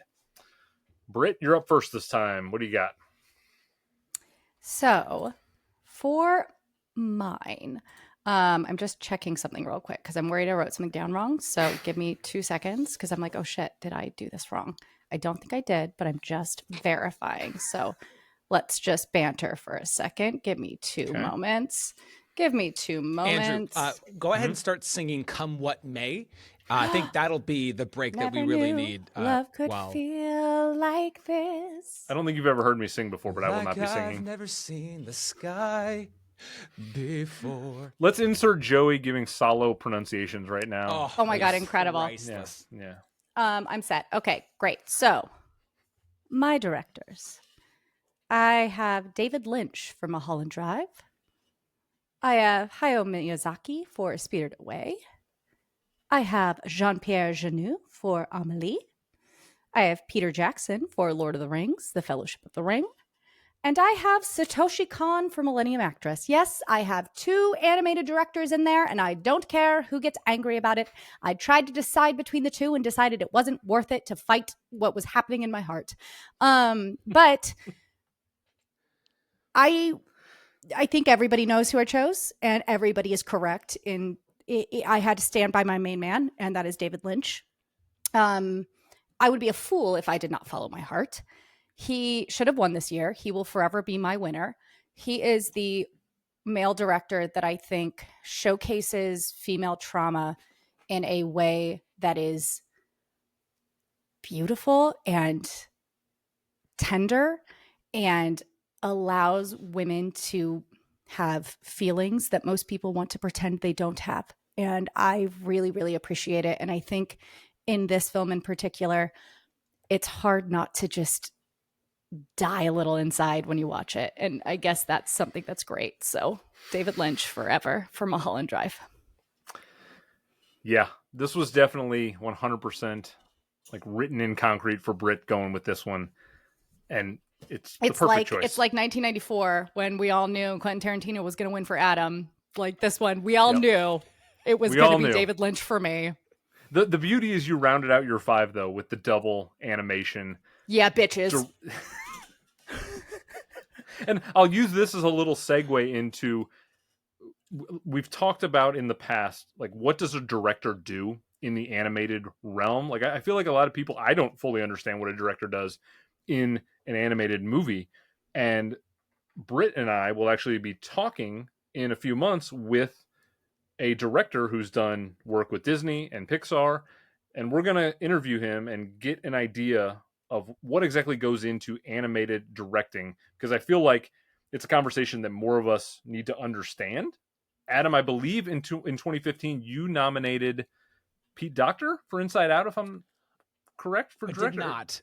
I nominated Richard Kind for Bing Bong for supporting actor, just for the record. And you had Inside Out in your 5 for picture 2, I think. Yes, I did have it for picture. Yes. Yeah. So, but I feel like animation often gets the shaft when it comes to the director category because nobody understands what goes into it. People don't understand that they do the exact same thing. They're still directing everything. They're still making sure that it's a cohesive product. But for some reason, it's hard to, and not for some reason, it is hard to understand what goes into it. But it's the same thing. It's just with different arts and a different art style. And these 2, if you look into Spirited Away and Millennium Actress at this time, they both basically shared every award or it went to one or the other. And I had never seen Millennium Actress. It was my last Satoshi Kon, and I had been waiting because we only have 4 movies by him. We have 4 movies and a TV show. That's it. And then he died, unfortunately. And so I was really a little bit worried about this one because I wasn't sure it was going to live up to what I expected. And we got another Mussy lady. I'm so happy. We have another queen that just like her life was complicated and it was allowed to be complicated. And I sobbed hysterically during this film. It was beautiful. I love them both. I sobbed hysterically during both. And my husband literally turned to me and said, Britt, we've seen Spirited Away at least 14 times. Why are you crying? And I just said, it's really hard to be a 9-year-old girl, okay? I think this was the 4th and final Satoshi Kon I've seen as well. What are the other? Perfect Blue, Tokyo Godfathers, Paprika. Paprika, yeah. So this was the 4th and final of them. Have you seen Paranoia Agent? It's really good. It's a series, but also you don't have to watch it. It's fine. But it's really good. I'll get around to it at some point. TV series are harder for me to get into. You don't have to. It's okay. I don't want to force anime on anybody. If you do need an Asian film recommendation, though, there's nobody on planet Earth I could say will give you a better recommendation than Britt. Because again, I thought I had all of my prep done, and then Britt comes to me and she's like, "Hey, watch Millennium Mambo, Millennium Actress, All About Lily Choo Choo." You just like All About Lily Chow Chow hasn't come up yet, but that film rocked my socks. Jesus Christ. Yes, so that movie obviously is not going to get any conversation from me, but it was nice to go explore some Asian cinema from 2001, and maybe it'll come up for Britt later. All right, let's go. It's not going to, I will say. And I have a couple of directors that didn't get in there, and that's Guillermo del Toro for The Devil's Backbone, which is a 5-star film for me. Todd Field for In the Bedroom obviously didn't get in. Shunji Iwai for All About Lily Chow Chow. There are some really, really great films. I ended up not really diving into the movies I should have for this and just watched a ton of foreign films, and it was great. It was awesome. You don't have to watch I Am Sam. You can watch La Cienega instead. So go do that. That was another one I got to thanks to you, so I appreciate that. It was good. That was a good one too. Yeah. Okay, anyways, enough of my chaos. Continue on. I'll get over to my directors. We'll have Adam finish us off. So, honorable mentions. A lot of good directors making stuff this year. We could go way down the line, but I won't go too far down. I'll throw out Steven Spielberg for AI, artificial intelligence, again. Okay, listen to me, people. I understand that this is like this weird bastard child of the Spielberg catalog and people just want to like disregard it. It's really this beautiful love letter to Stanley Kubrick, who was making the movie or was in development of this movie and sort of passed it along to Spielberg. And it's got this great meld of Spielberg and Kubrick in it. And I just love it more every time I go back to it. It only unlocked for me like 3 or 4 years ago. And I was like, wait a minute, this movie's actually really great. And so that's where I'm at with it now. Apologies to Britt, who I know it traumatizes her. Oh, it gave me my first existential crisis. So I realized my mother will die one day, and I still am haunted by that at 36. Adam, you're just like, Jesus Christ. No, that movie is just hot garbage. But agree to disagree. Another honorable mention, Alfonso Cuarón for Y Tu Mamá También. Absolutely.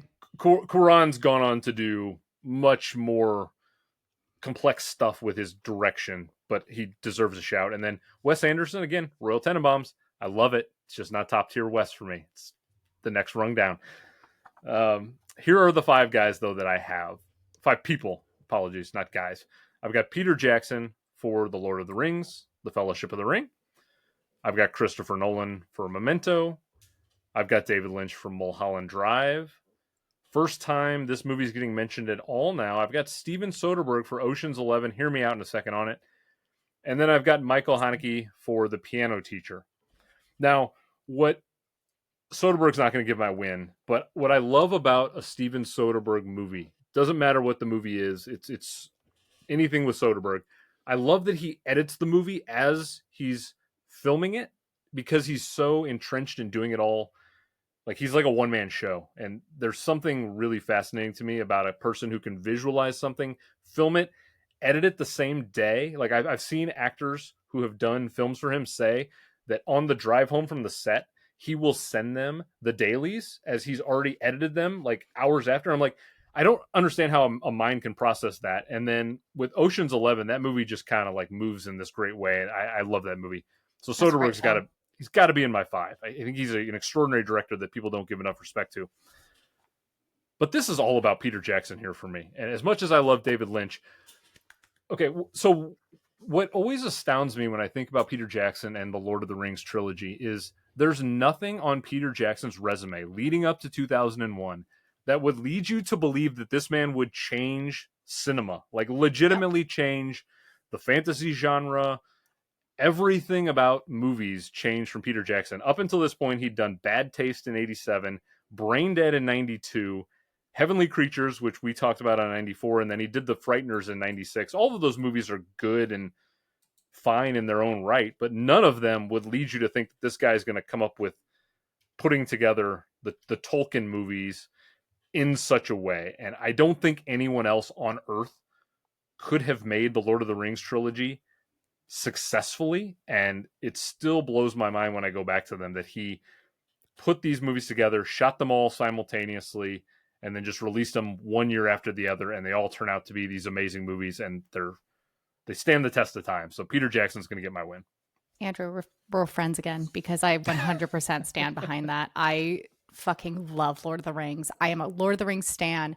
Every time I rewatch it, I'm like, 5 stars. This is incredible. The fact that he wasn't even able to do everything he wanted to do with those films and had to reconsider how to do it. And the fact that he still made it so successful and he elevated the fantasy genre to a place that we had never seen before blows my mind. I love Lord of the Rings so much, and I haven't been able to talk about it at all this entire episode, but I 100% stand behind that. Thank you. And Adam just is kind of like, yeah, they're fine. And before I go over to Adam really quickly, I'll talk about Ron Howard, who I don't have in my 5. He honestly wasn't even in the mix, but I don't want people to assume that's me throwing shade at Ron Howard. I actually think he's a perfectly comparable. He's a competent director who can make good movies. I just don't think that he elevates movies. And I've heard people talk about, like, if you give him a bad script, he's probably going to make a bad movie, and if you give him a good script, he can probably make a good movie. And I think that's kind of true. Like, I think he's just a passable Hollywood director, but I don't think there's anything that stands out to me with Ron Howard as a great director. I don't love The Win, but I'm fine with it because I think Ron Howard's a perfectly nice guy. So that's kind of where I stand with Ron Howard. He does seem like a nice guy. Like, seems I like don't a nice think guy. there's, as far as I know, there hasn't been any trash that's come out about him. So, like, let's hope. And he's been in Hollywood a long time, right? Right. So, like, let's hope that's true. He's just a nice man who likes to make pleasant films. That's right. So that's where I'm at with Ron Howard. So don't come at me with any, like, I'm talking shit on Ron Howard. I think he's fine. Perfectly fine. All right, Adam, you're up. Really quick, so you did send out that message to our chat about Itumamba Again, which is a movie that I do love. I just didn't rewatch it or consider it. I'm weird when it comes to the Oscars. I'm kind of a purist with just the year they were in the Oscars, so I didn't do it. Which is fine, and you're chaos, which is fantastic. And I give way too much credence to the Oscars, like more than I even care to admit. So that's the only reason why it hasn't been said. Nor will the Lord of the Rings be said by me at all, because I don't really like those movies. Okay, I'm never going to draft it on our show. Like, I will just sit out for those episodes when we eventually. That's the real reason Joey's not here right now. I couldn't deal with the Lord of the Rings slander. Okay, that's fair. I couldn't either. I'd leave.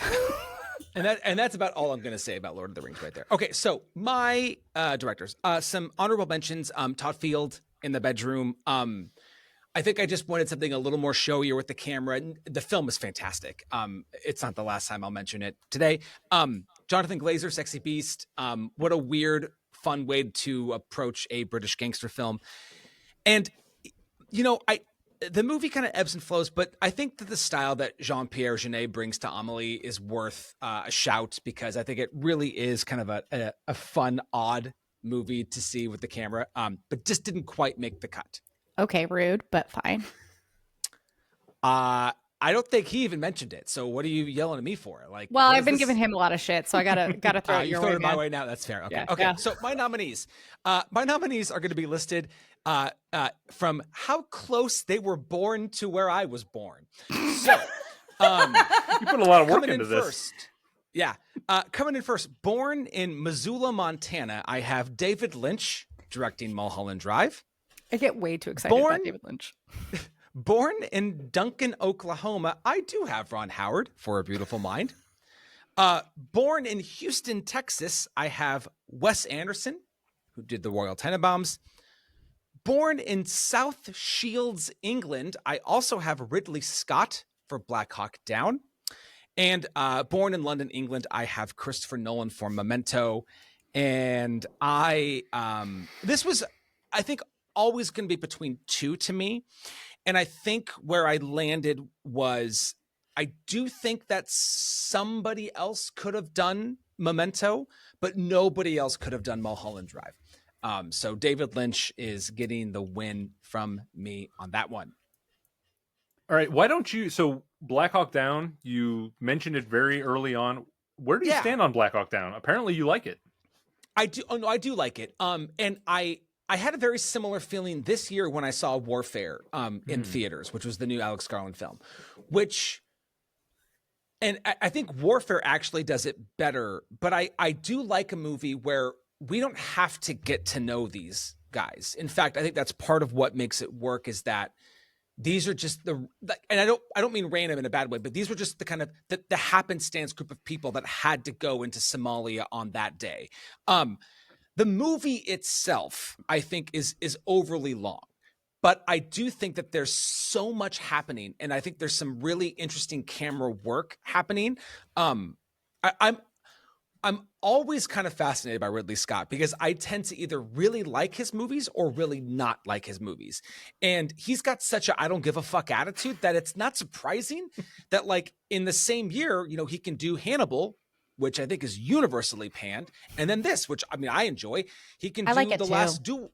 He could do The Last Duel in a year, where I think it's probably going to be like mid-tier Ridley Scott, but I really like it. And then he could do House of Gucci, which I just think is not a good movie. So I just wanted to give some, it's the most, I would say, it's the most technical nomination of the bunch, right? I think Memento and Mulholland Drive and Royal Tenenbaums are a lot of style. And so I had a whole list, and I'll do this now. I won't do it for Best Picture. I had a variation of my list where I didn't have A Beautiful Mind on it at all. I tend to play the middle when I'm teaching, especially when I'm teaching a Com 101 class. I tend to be like, here's one side of things and here's the other side. And I don't really tend to give my opinion because I want to get other people's opinions. And so I tend to keep like, oh, okay, I'll shut the fuck up and let the students do their thing. I think A Beautiful Mind is an excellently made film. I do think it's one of Russell Crowe's best performances.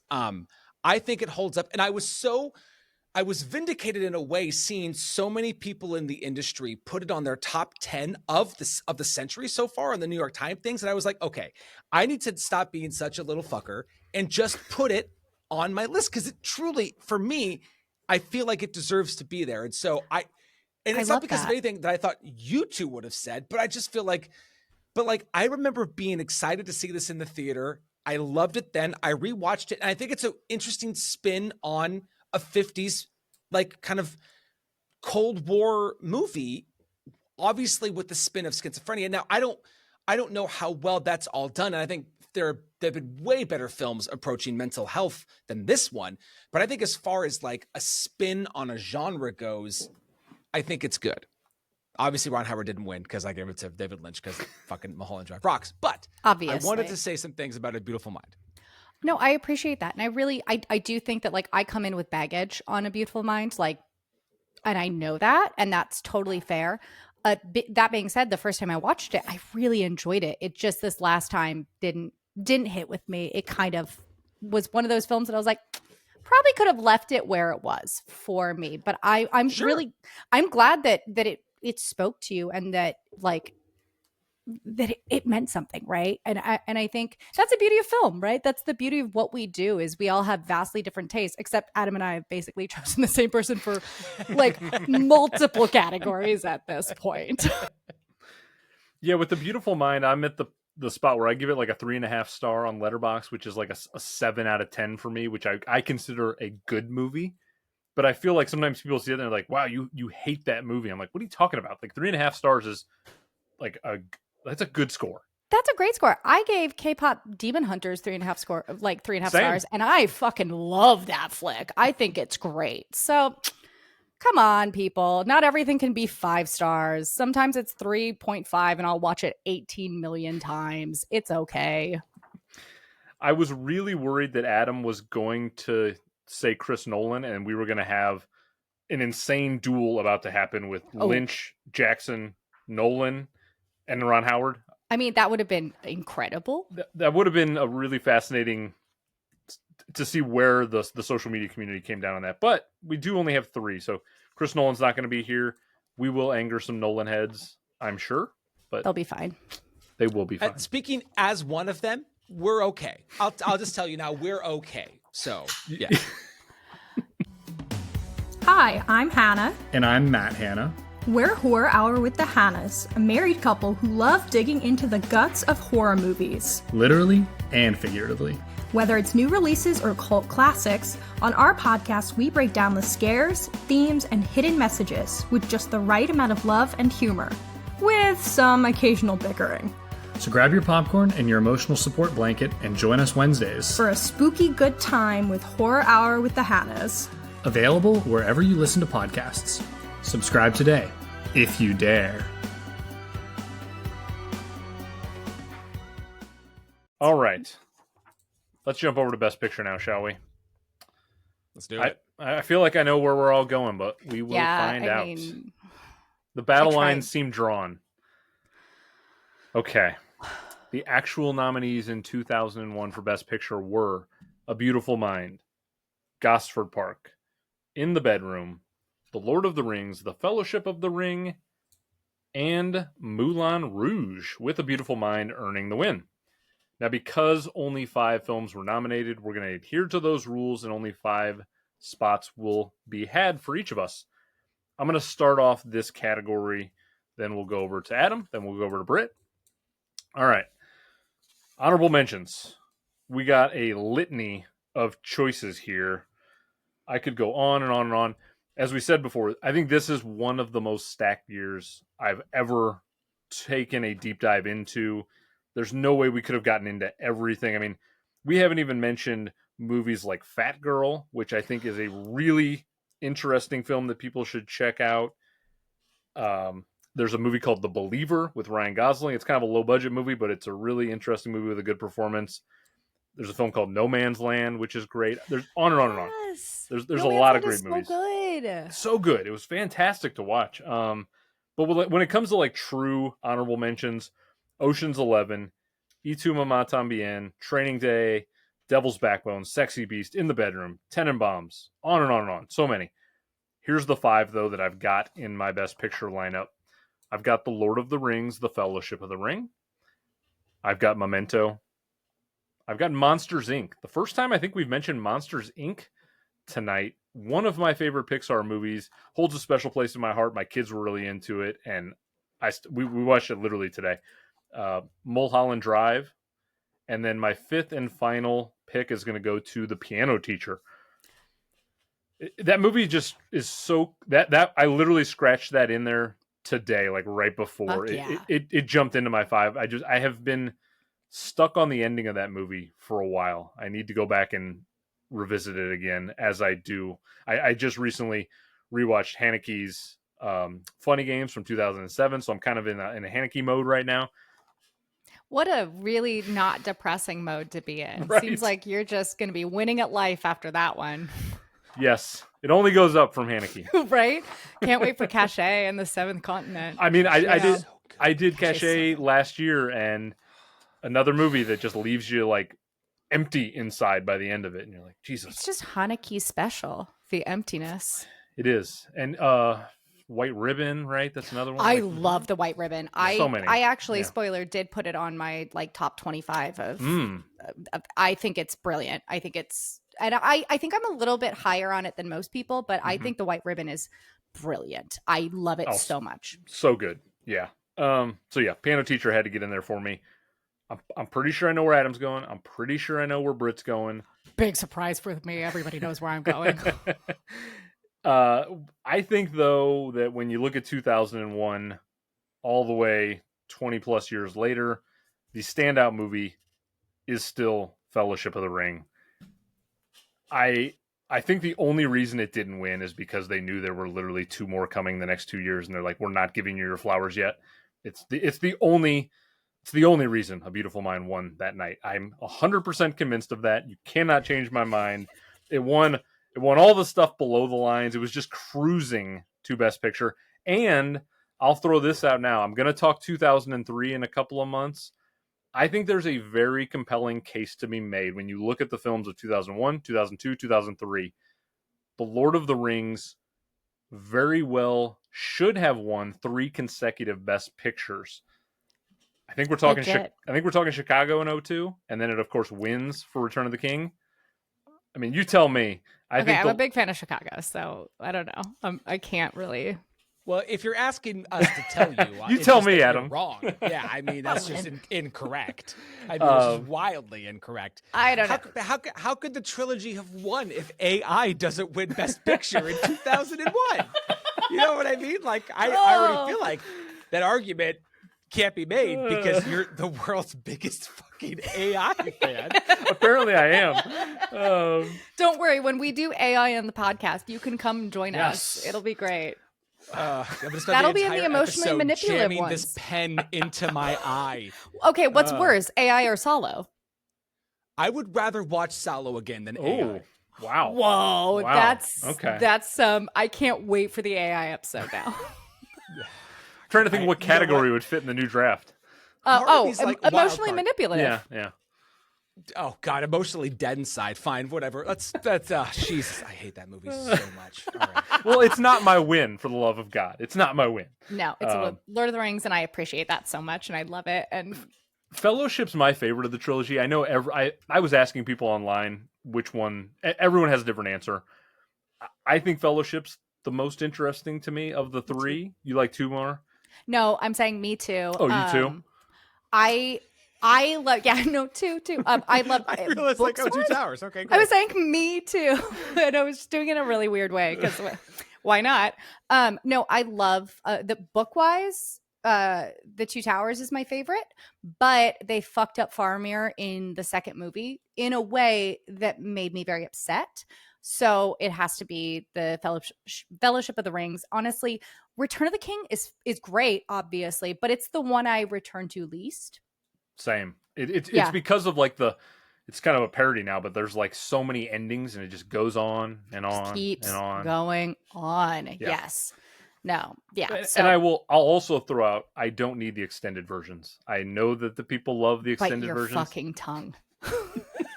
Just give me. Yes, Andrew has to hate. Yes. Just give me the theatrical. 3 hours is all I need. I don't need 5 hours or whatever it is. No, Britt's right. Fuck you, Andrew. See, Andrew, this is how we know we're friends. That's right. All right. Yeah. If there's somebody listening, like, if this is their first episode of this show and they're like, what is happening with these 3? Suck it up, people. We're entertaining. All right, Adam.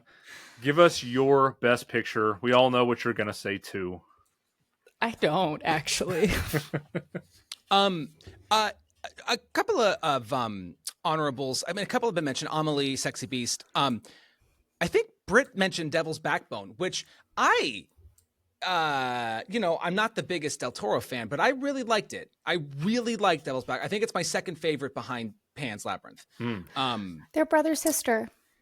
Now, I mentioned this movie to Andrew, and it's not going to make my list, but I asked Andrew if you'd seen Lagan or Once Upon a Time in India, which is a 3.5-hour film that was, I believe, nominated for Best International Feature that year. Now, it's not going to get my nominee, but here's what I liked about it. It's a Bollywood film. It's very fun, but I now, to some extent, understand the game of cricket. And I got to tell you, I have been wondering for years, what the fuck is this game? Cricket is great. Basically what happens is there's this village that has to pay. Lagan is this tribute that these villagers have to pay to like their British settlers. But like there's this thing that happens and like they don't have to pay it if they win at this cricket game. So then this village has to learn how to play cricket. And in them learning how to play cricket, we watch how to play cricket. I'm like, holy shit, this is how you play cricket. I still don't fully understand it. But this movie, in all of its 3.5 hours of cricket glory, gave me something to really take away from. So I just wanted to shine a little light on Lagan. I'm adding it to the list because you did draft 3+ hour movies. Oh, so yes. I did. I will draft that because it sounds great and I love cricket. So I didn't think we'd go on a cricket anecdote real quick, but so there was like 10 years ago, Alicia and I, we didn't have kids and we just had a lot of time on our hands. And, as you do before you have kids. And you sure do. Yeah. As a childless millennial. It was back in the day when like cable used to give you like free channels for like a weekend to, like you get like hey, here's 72 hours of X, Y, and Z. And we got a free cricket channel. And we decided we were going to sit down for the weekend and watch nothing but cricket and figure out what the fuck the game was because we didn't understand it at all. And after the weekend of free cricket, I still don't understand it other than you can hit a home run in any direction. That's basically all I took away from the game. And the games can go on for like 27 days. Yes. Yeah, literally. And that's part they limit the game to 3 days in the movie, just for the record. But yeah. Wow. Well, that's not a real legal game then. So well, there were some shenanigans happening, and it is a movie, so yeah, that's fair. I can't wait for the 1001 episode on it. I can't either. Again, you can come on that one too. Let's talk about cricket. I thought we were going to let Andrew go on a more maybe friendly episode. Can I get something easy? Yeah, absolutely. I don't know if we do easy on that podcast, but we'll give me the 90s blockbuster. Okay. Fair. Oh, sure. Yeah, it's fair. There we go. Okay. Or the high school movie. That'll probably be like a nice, pleasant one. Best Picture nominees. Sorry. These are I'm so sorry, Adam. We just went on a rant on that one. Well, I started it, so it's fine. It really is okay. My nominees are going to be listed in when they were released wide in the U.S. chronologically. So released March 16th, I have Memento. Released October 12th, I have Mulholland Drive. Released November 23rd, a movie that Andrew didn't say, In the Bedroom. A movie released December 14th, Royal Tenenbaums. And a movie released on December 21st, A Beautiful Mind. I don't know if I'm curious where Andrew thinks I'm going to go. So it was always kind of between two for me. And I did rewatch both, even though I didn't need to, because both are films that I really, really enjoy.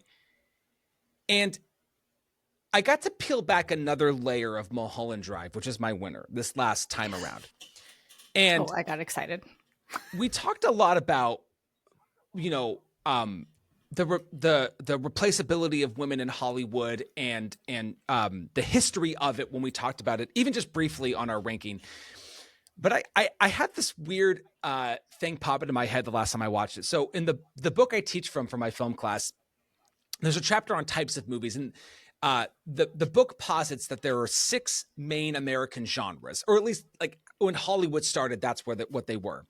And I think I know them. It's film noir, sci-fi, Western, musical, gangster, and horror. And so when we talk about Mulholland Drive, there's so many things going on, and but then I started thinking, okay, well, we have a random cowboy character in the film. And the movie that Adam Kesher is directing is a musical.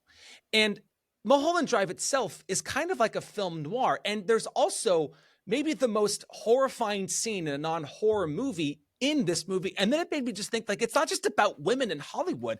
It's also a mini education in the history of Hollywood wrapped into this whole thing.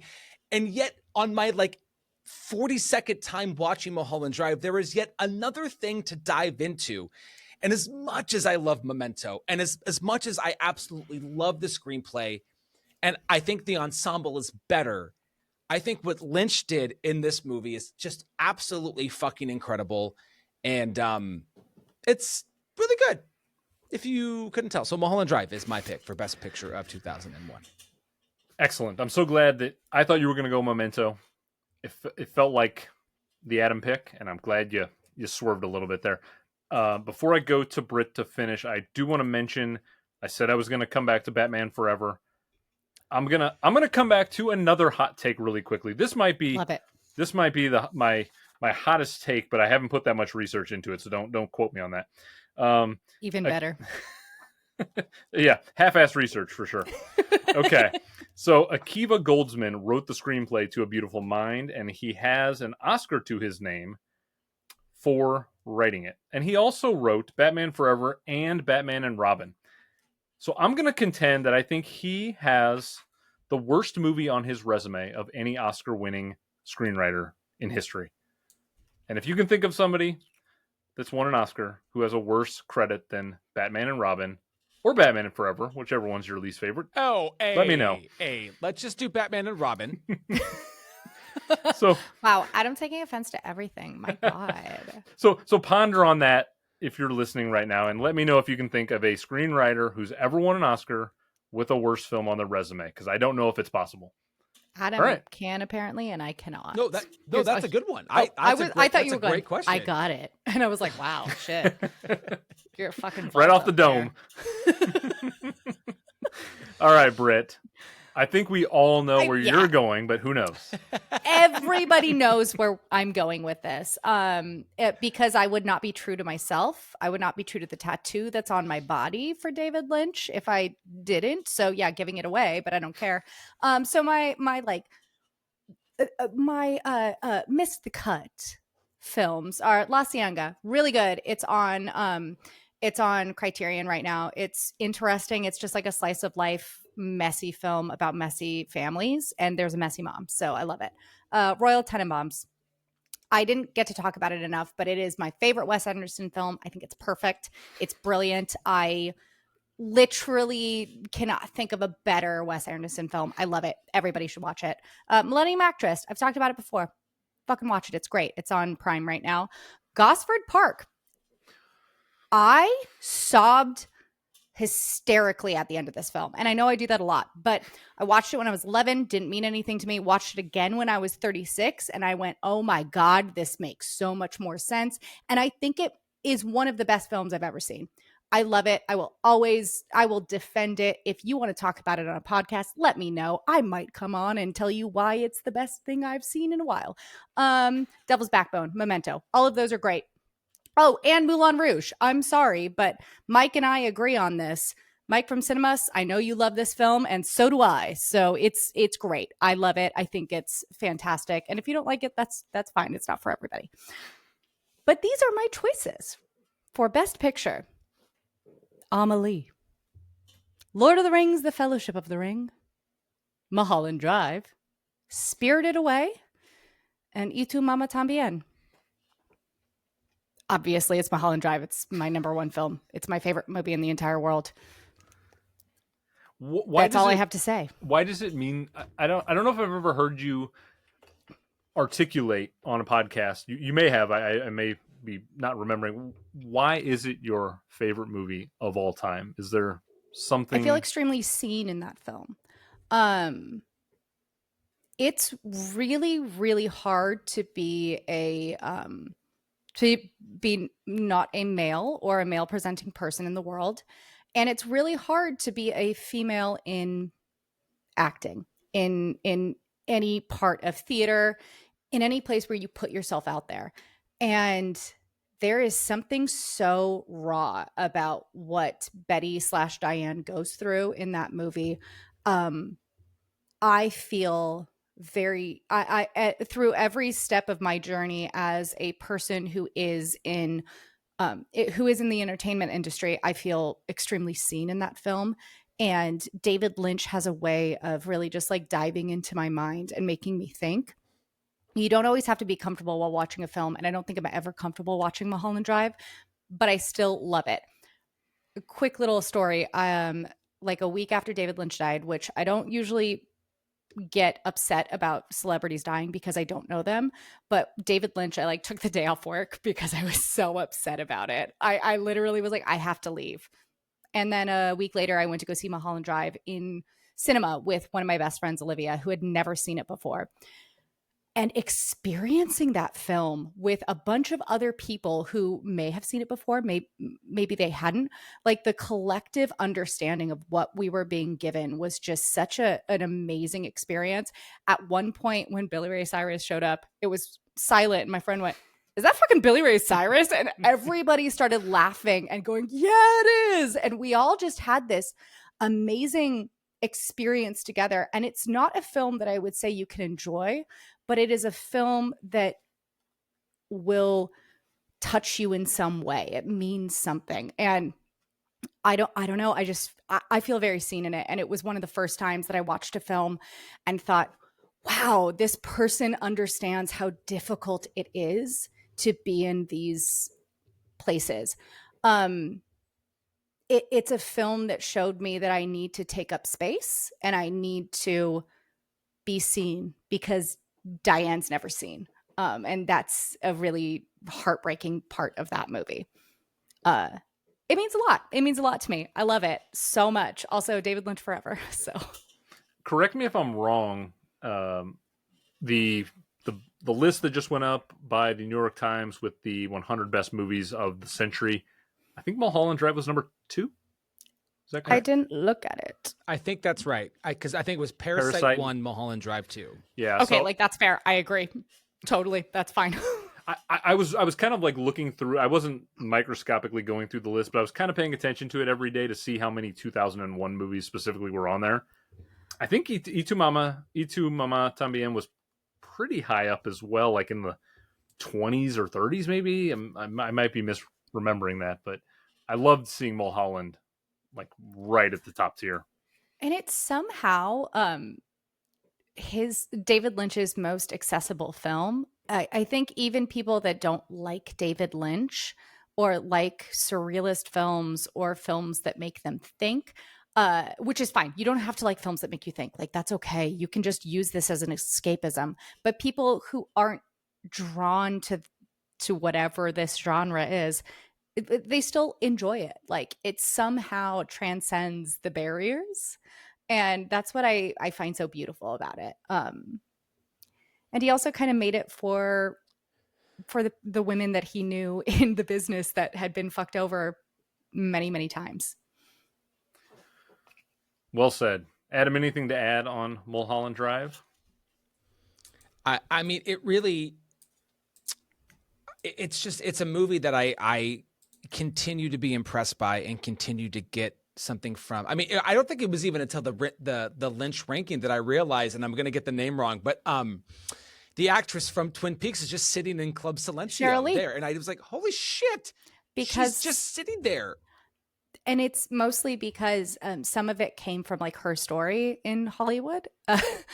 She hasn't become this big actor that a lot of people expected, especially after Twin Peaks, because of the things that happen in Hollywood. And some of this story is very much her story, which is really sad. But also the fact that David Lynch was so supportive and he was so honest with the people that he worked with, and he respected them so much. I could go on and on about David Lynch, but we have like a 3-hour episode on 1001 by 1, so go check it out. It's great. And I am chipping away for you, Britt, for I know. Hannah, for Taryn, for all the people in my life out there who keep telling me to watch Twin Peaks. I'm working my way through it. I'm working on it because I really want to watch Firewalk. I almost picked it up on the Criterion 50% You should have. sale. It's really good. Well, Adam didn't really like it as much as I did, but yeah. That's fair. Oh my gosh, you guys. Watch it. On 4th of July, I met another lady who was amazing and had red hair as well. And she had a Twin Peaks tattoo. And it was like, I've met my new best friend. And that is how you meet friends in your 30s. Yes. David Lynch and tattoos and red hair. I also took a quick note. I'm glad you mentioned Gosford Park because I had seen it before. I was much younger when I saw it. I didn't connect with it in any sort of way. I've kind of come around on Altman mostly. I still don't think Nashville's that great. Apologies to all the guys on the 1975 episode who all had it in Best Picture, but I I don't know. No, they can be wrong. It's fine. I respect Gosford Park more than I like it. Like, I feel like mechanically it's really well conceived. I just don't care for it. I love it so much. I love that movie. I will rewatch it next year. I can see why people get into it, but for me, again, it's like a 3.5. I'm like, yeah, it's good. I can see all the technical qualities in it. I'm going to say a spoiler and like go 2 minutes into the future. But for me, what really makes it in Gosford Park is the relationship between Helen Mirren and the cook. The entire time, there's this animosity between them that feels realistic and realized and just intense the whole time. And then this is the spoiler moment. Everybody, if you haven't seen it, this is a spoiler moment. At the end, when you realize that they are sisters who went through the exact same thing, and one lost her child and the other gave her child up, killed me. It absolutely killed me because as a person who is very close to her sister, but also, we get in fights all the time. It felt like such a realized relationship between the two of them. And it made me go back and rewatch it almost immediately so that I could see the relationship between the two of them. And for me, that's what really drew me into it. It was beautiful. I loved it. Yeah, I definitely respect that movie for sure. Okay. 3 options at the vote. You can go with the Academy, A Beautiful Mind. You can go with me. I've got The Lord of the Rings, The Fellowship of the Ring. Adam and Britt together 5th time out of 6 categories, I think. Jesus Christ, that's pathetic, Adam. Mulholland Drive. Hey, don't fucking put that on me. I'm not. I'm putting it on both of us. My God. So such boring answers. Jesus. I know. We're boring people. As you can tell by the last couple hours. All right. Before we do wrap things up, though, I want to remind everybody I'll be taking time to answer all the 2001 listener questions submitted in a special mailbag. It's going to go up 1 week after this goes up. There is a very, very, very good chance Adam and Britt will both be joining me for that, so we'll add some more chaos to the equation there. I think we've all agreed on a recording date, so we have, unless something odd comes up, we'll be reconvening. All right, but I do appreciate everybody that sends those over every month. But that's going to do it for the episode. This is only the beginning, though. The picks have been made, so it's ultimately up to you, the fans, to decide what goes into the Almanac as the true winners. I will, of course, be putting up social media polls across 5 platforms in the coming days. We need your votes to be cast. The more places you're following, the more places you can vote for what you want.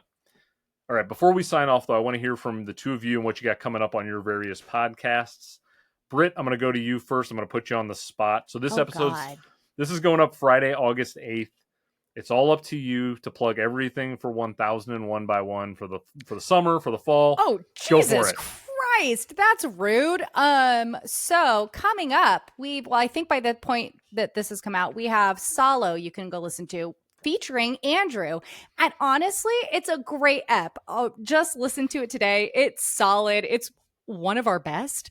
But if you can't handle it, that's fine. We've got The Wrestler coming up. We've got Wuthering Heights. We've got The Exorcist. We've got The Devils. We've got the Another Round.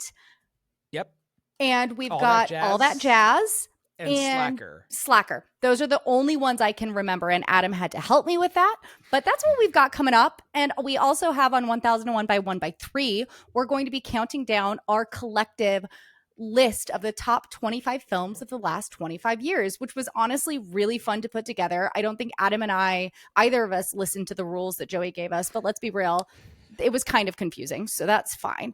And yeah, so please come listen to us, come chat with us. We're on basically every social media platform at 1001 by 1, except for Threads. So that includes X, Instagram, TikTok, Facebook sometimes. Any other ones? Also, you can find me at and Letterboxd. We're also on Letterboxd. Adam is the one that keeps up with that. You can find me at Britsby Hobnob at basically all of those places. I'm sometimes active, sometimes not, but I will be happy to chat movies with you. And I'm especially interested to give you some really wacky out of left field film recommendations, because that's my favorite. And thanks for having me on. This has been amazing. Oh, it's always fun talking to you, Britt. Also, why don't you go ahead and plug a guest spot you just did, which I just listened to. Great episode with friend of the show, Morgan, over at Female Gaze. Oh, yeah. Female Gaze. If you haven't listened to Female Gaze, please listen to Female Gaze. I just did an episode on Host from 2020. Which is currently streaming on Shudder. That was incredible. Coming up, I'm going to be doing a spot on Movies and Us. We're going to be talking about my personal favorite film, Pirates of the Caribbean. Can't wait. Yeah, and so that's a couple guest spots I have coming up.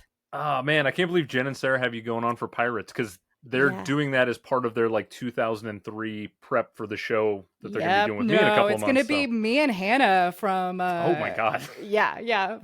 Yep. So it's going to be great. It's going to be chaos. I'm just glad I was listening to the most recent 1001 from when we're recording now. And at the very end of it, you were talking about, we hadn't recorded Salo, the podcast, yet. And you were like, it's going to be nothing but darkness and fecal matter. And I'm like, thank goodness the episode wasn't that. We actually had a fair bit of fun. I mean, Adam brought some darkness in when he decided to talk about a certain cartoon character, but... I still can't believe the reaction that got. But it might be the most shocked I've ever been on the podcast. One of my more proud moments, if I'm just being totally honest. I bet that's gonna go viral on TikTok. I'm gonna put it on my epitaph. Yeah. There were so many moments that happened in that podcast that I thought about like a day later or a couple days later, a week later. I'm like, did we really go down that direction and that direction? Yes, we did. Yes. We went all those directions. We did. But it's solid. It's a good ep. So it is a good episode. All right, Adam, I promise I'm not going to predict the future and give you any 50 Shades movies that I anticipate you'll be doing over there. But what's on the way with you and Melissa over at Below Freezing? So our at least the next 3 from where we are right now. So we have an episode on the Chuck Norris film Sidekicks. Coming up. The much maligned Brian De Palma film Bonfire of the Vanities, which I'm editing right now, and that is a very, very fun episode. And the last one that we have in the can is we talked a lot about Russell Crowe and Denzel Washington today, so why not talk about Virtuosity, which was a film that brought them together in 1995. I just watched that a couple weeks ago. There you go. And after that, so we're gearing up for Halloween after that, so we'll probably have some shitty horror films. 13 Ghosts? I would like to take a what? 13 Ghosts? Come on. Oh God. Well, probably. I mean, when are we doing that? If you don't invite me, I'm going to be offended. Well, if I do the movie, then you'll be on it for sure. But a really, really serendipitous thing happened, and it's really funny. So I get to do it on this podcast. So I was talking to a friend of mine the other day who I hadn't spoken to in a while. He was one of the groomsmen at my wedding, and he sent me a text out of the blue, and he was like, "Did you ever finish Rewind 2552?" Because I didn't, because we moved from Washington to Michigan, and he was all geared up to do Titanic, which was going to happen later in the year, and it never happened. And we got off the Zoom, and Melissa turned to me, and she knows how busy I am, and she goes, "Hey, why don't you just do that again?" And I was like, I don't know, life. And so starting in 2026, Rewind 2552 is coming back. And it's just really funny because 25 years ago from 2026 would be 2001. So a lot of the films that got mentioned, a lot of the films that did not, will be talked about. So that is coming. It's amazing. It's in the works, but it is coming back at the start of 2026. Incredible. I can't wait. Oh my God. We did a Volcano on that. Yeah. No, wait, no. We did Dante's Peak. No, we did Dante's Peak because Volcano's the one I prefer, and Melissa prefers Dante's Peak. Melissa was very mad at me for doing Dante's Peak. Yep. Yes. And then we were on it, and you were like, I fucked up. It's funny because I was just a couple of days ago scrolling through Instagram, and I saw the Rewind 2552 page come up, and I was like, oh, it's so sad. Like, this hasn't had like any activity in a while, and it sure has it. Here we are. It's coming back. That's awesome. And seriously, like if you are listening to movie podcasts out there, Below Freezing is legitimately the most fun So podcast good. you can listen to on Earth. And It kills me. honestly, I love you, Adam, but most of it goes to Melissa. She's the spark that makes the magic happen over there. Melissa I have is no problem. It's the term. I play the straight man in this play, and she is the one who gets all the funny lines. So yeah, no, I'm totally fine with that.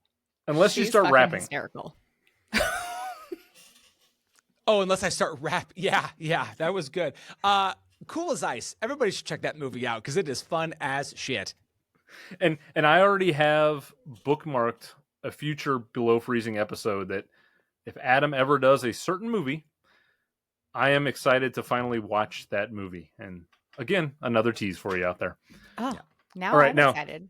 Before we do sign off really quickly, Adam, you also mentioned on the last 1001 episode that went up right before we recorded this, you were finally going to watch 1975's Nashville this summer, which I just talked about in the last episode. Have you watched it yet? Okay, so I think there might have been something lost in translation here. I have seen Nashville. Okay. I want to make. We did an early episode of 1001 by One on Nashville. Ian and I were not very kind to that movie. Apparently what I said was like when it was Kieran corrected me, 2026, when we were celebrating the 250th anniversary of America, I would watch it again to see if I suddenly felt patriotic or something. I don't know. So I have not rewatched it. I will put it off until 2026. I think it's so easily the clear number 5 of the nominees of 1975. And it must have been slim pickings for the acting categories. The fact that you all put so many people from Nashville into the category pool is not this guy. Something else. No, I know, but it's not like 75 gets put on a pedestal, and I get it. But no. This is another film that Mike loves that we don't at 1001 by One. I guess one of many.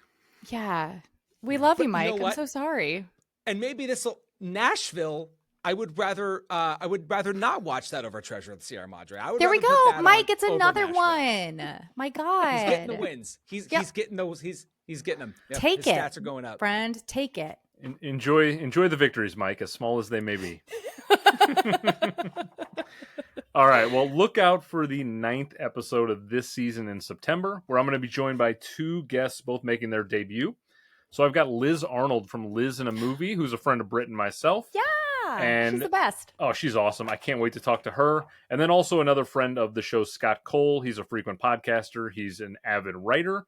And we're going to be going back a decade from where we are tonight. So we're going to be going to 1991. So we're talking Bugsy, JFK, Boys in the Hood, Cape Fear, Terminator 2. But that was the year Jonathan Demme's The Silence of the Lambs won Best Picture at the Oscars. Good year. We've got some incredible decisions to make on that one as well.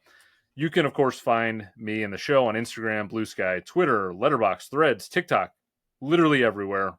Rev Almanac's the handle.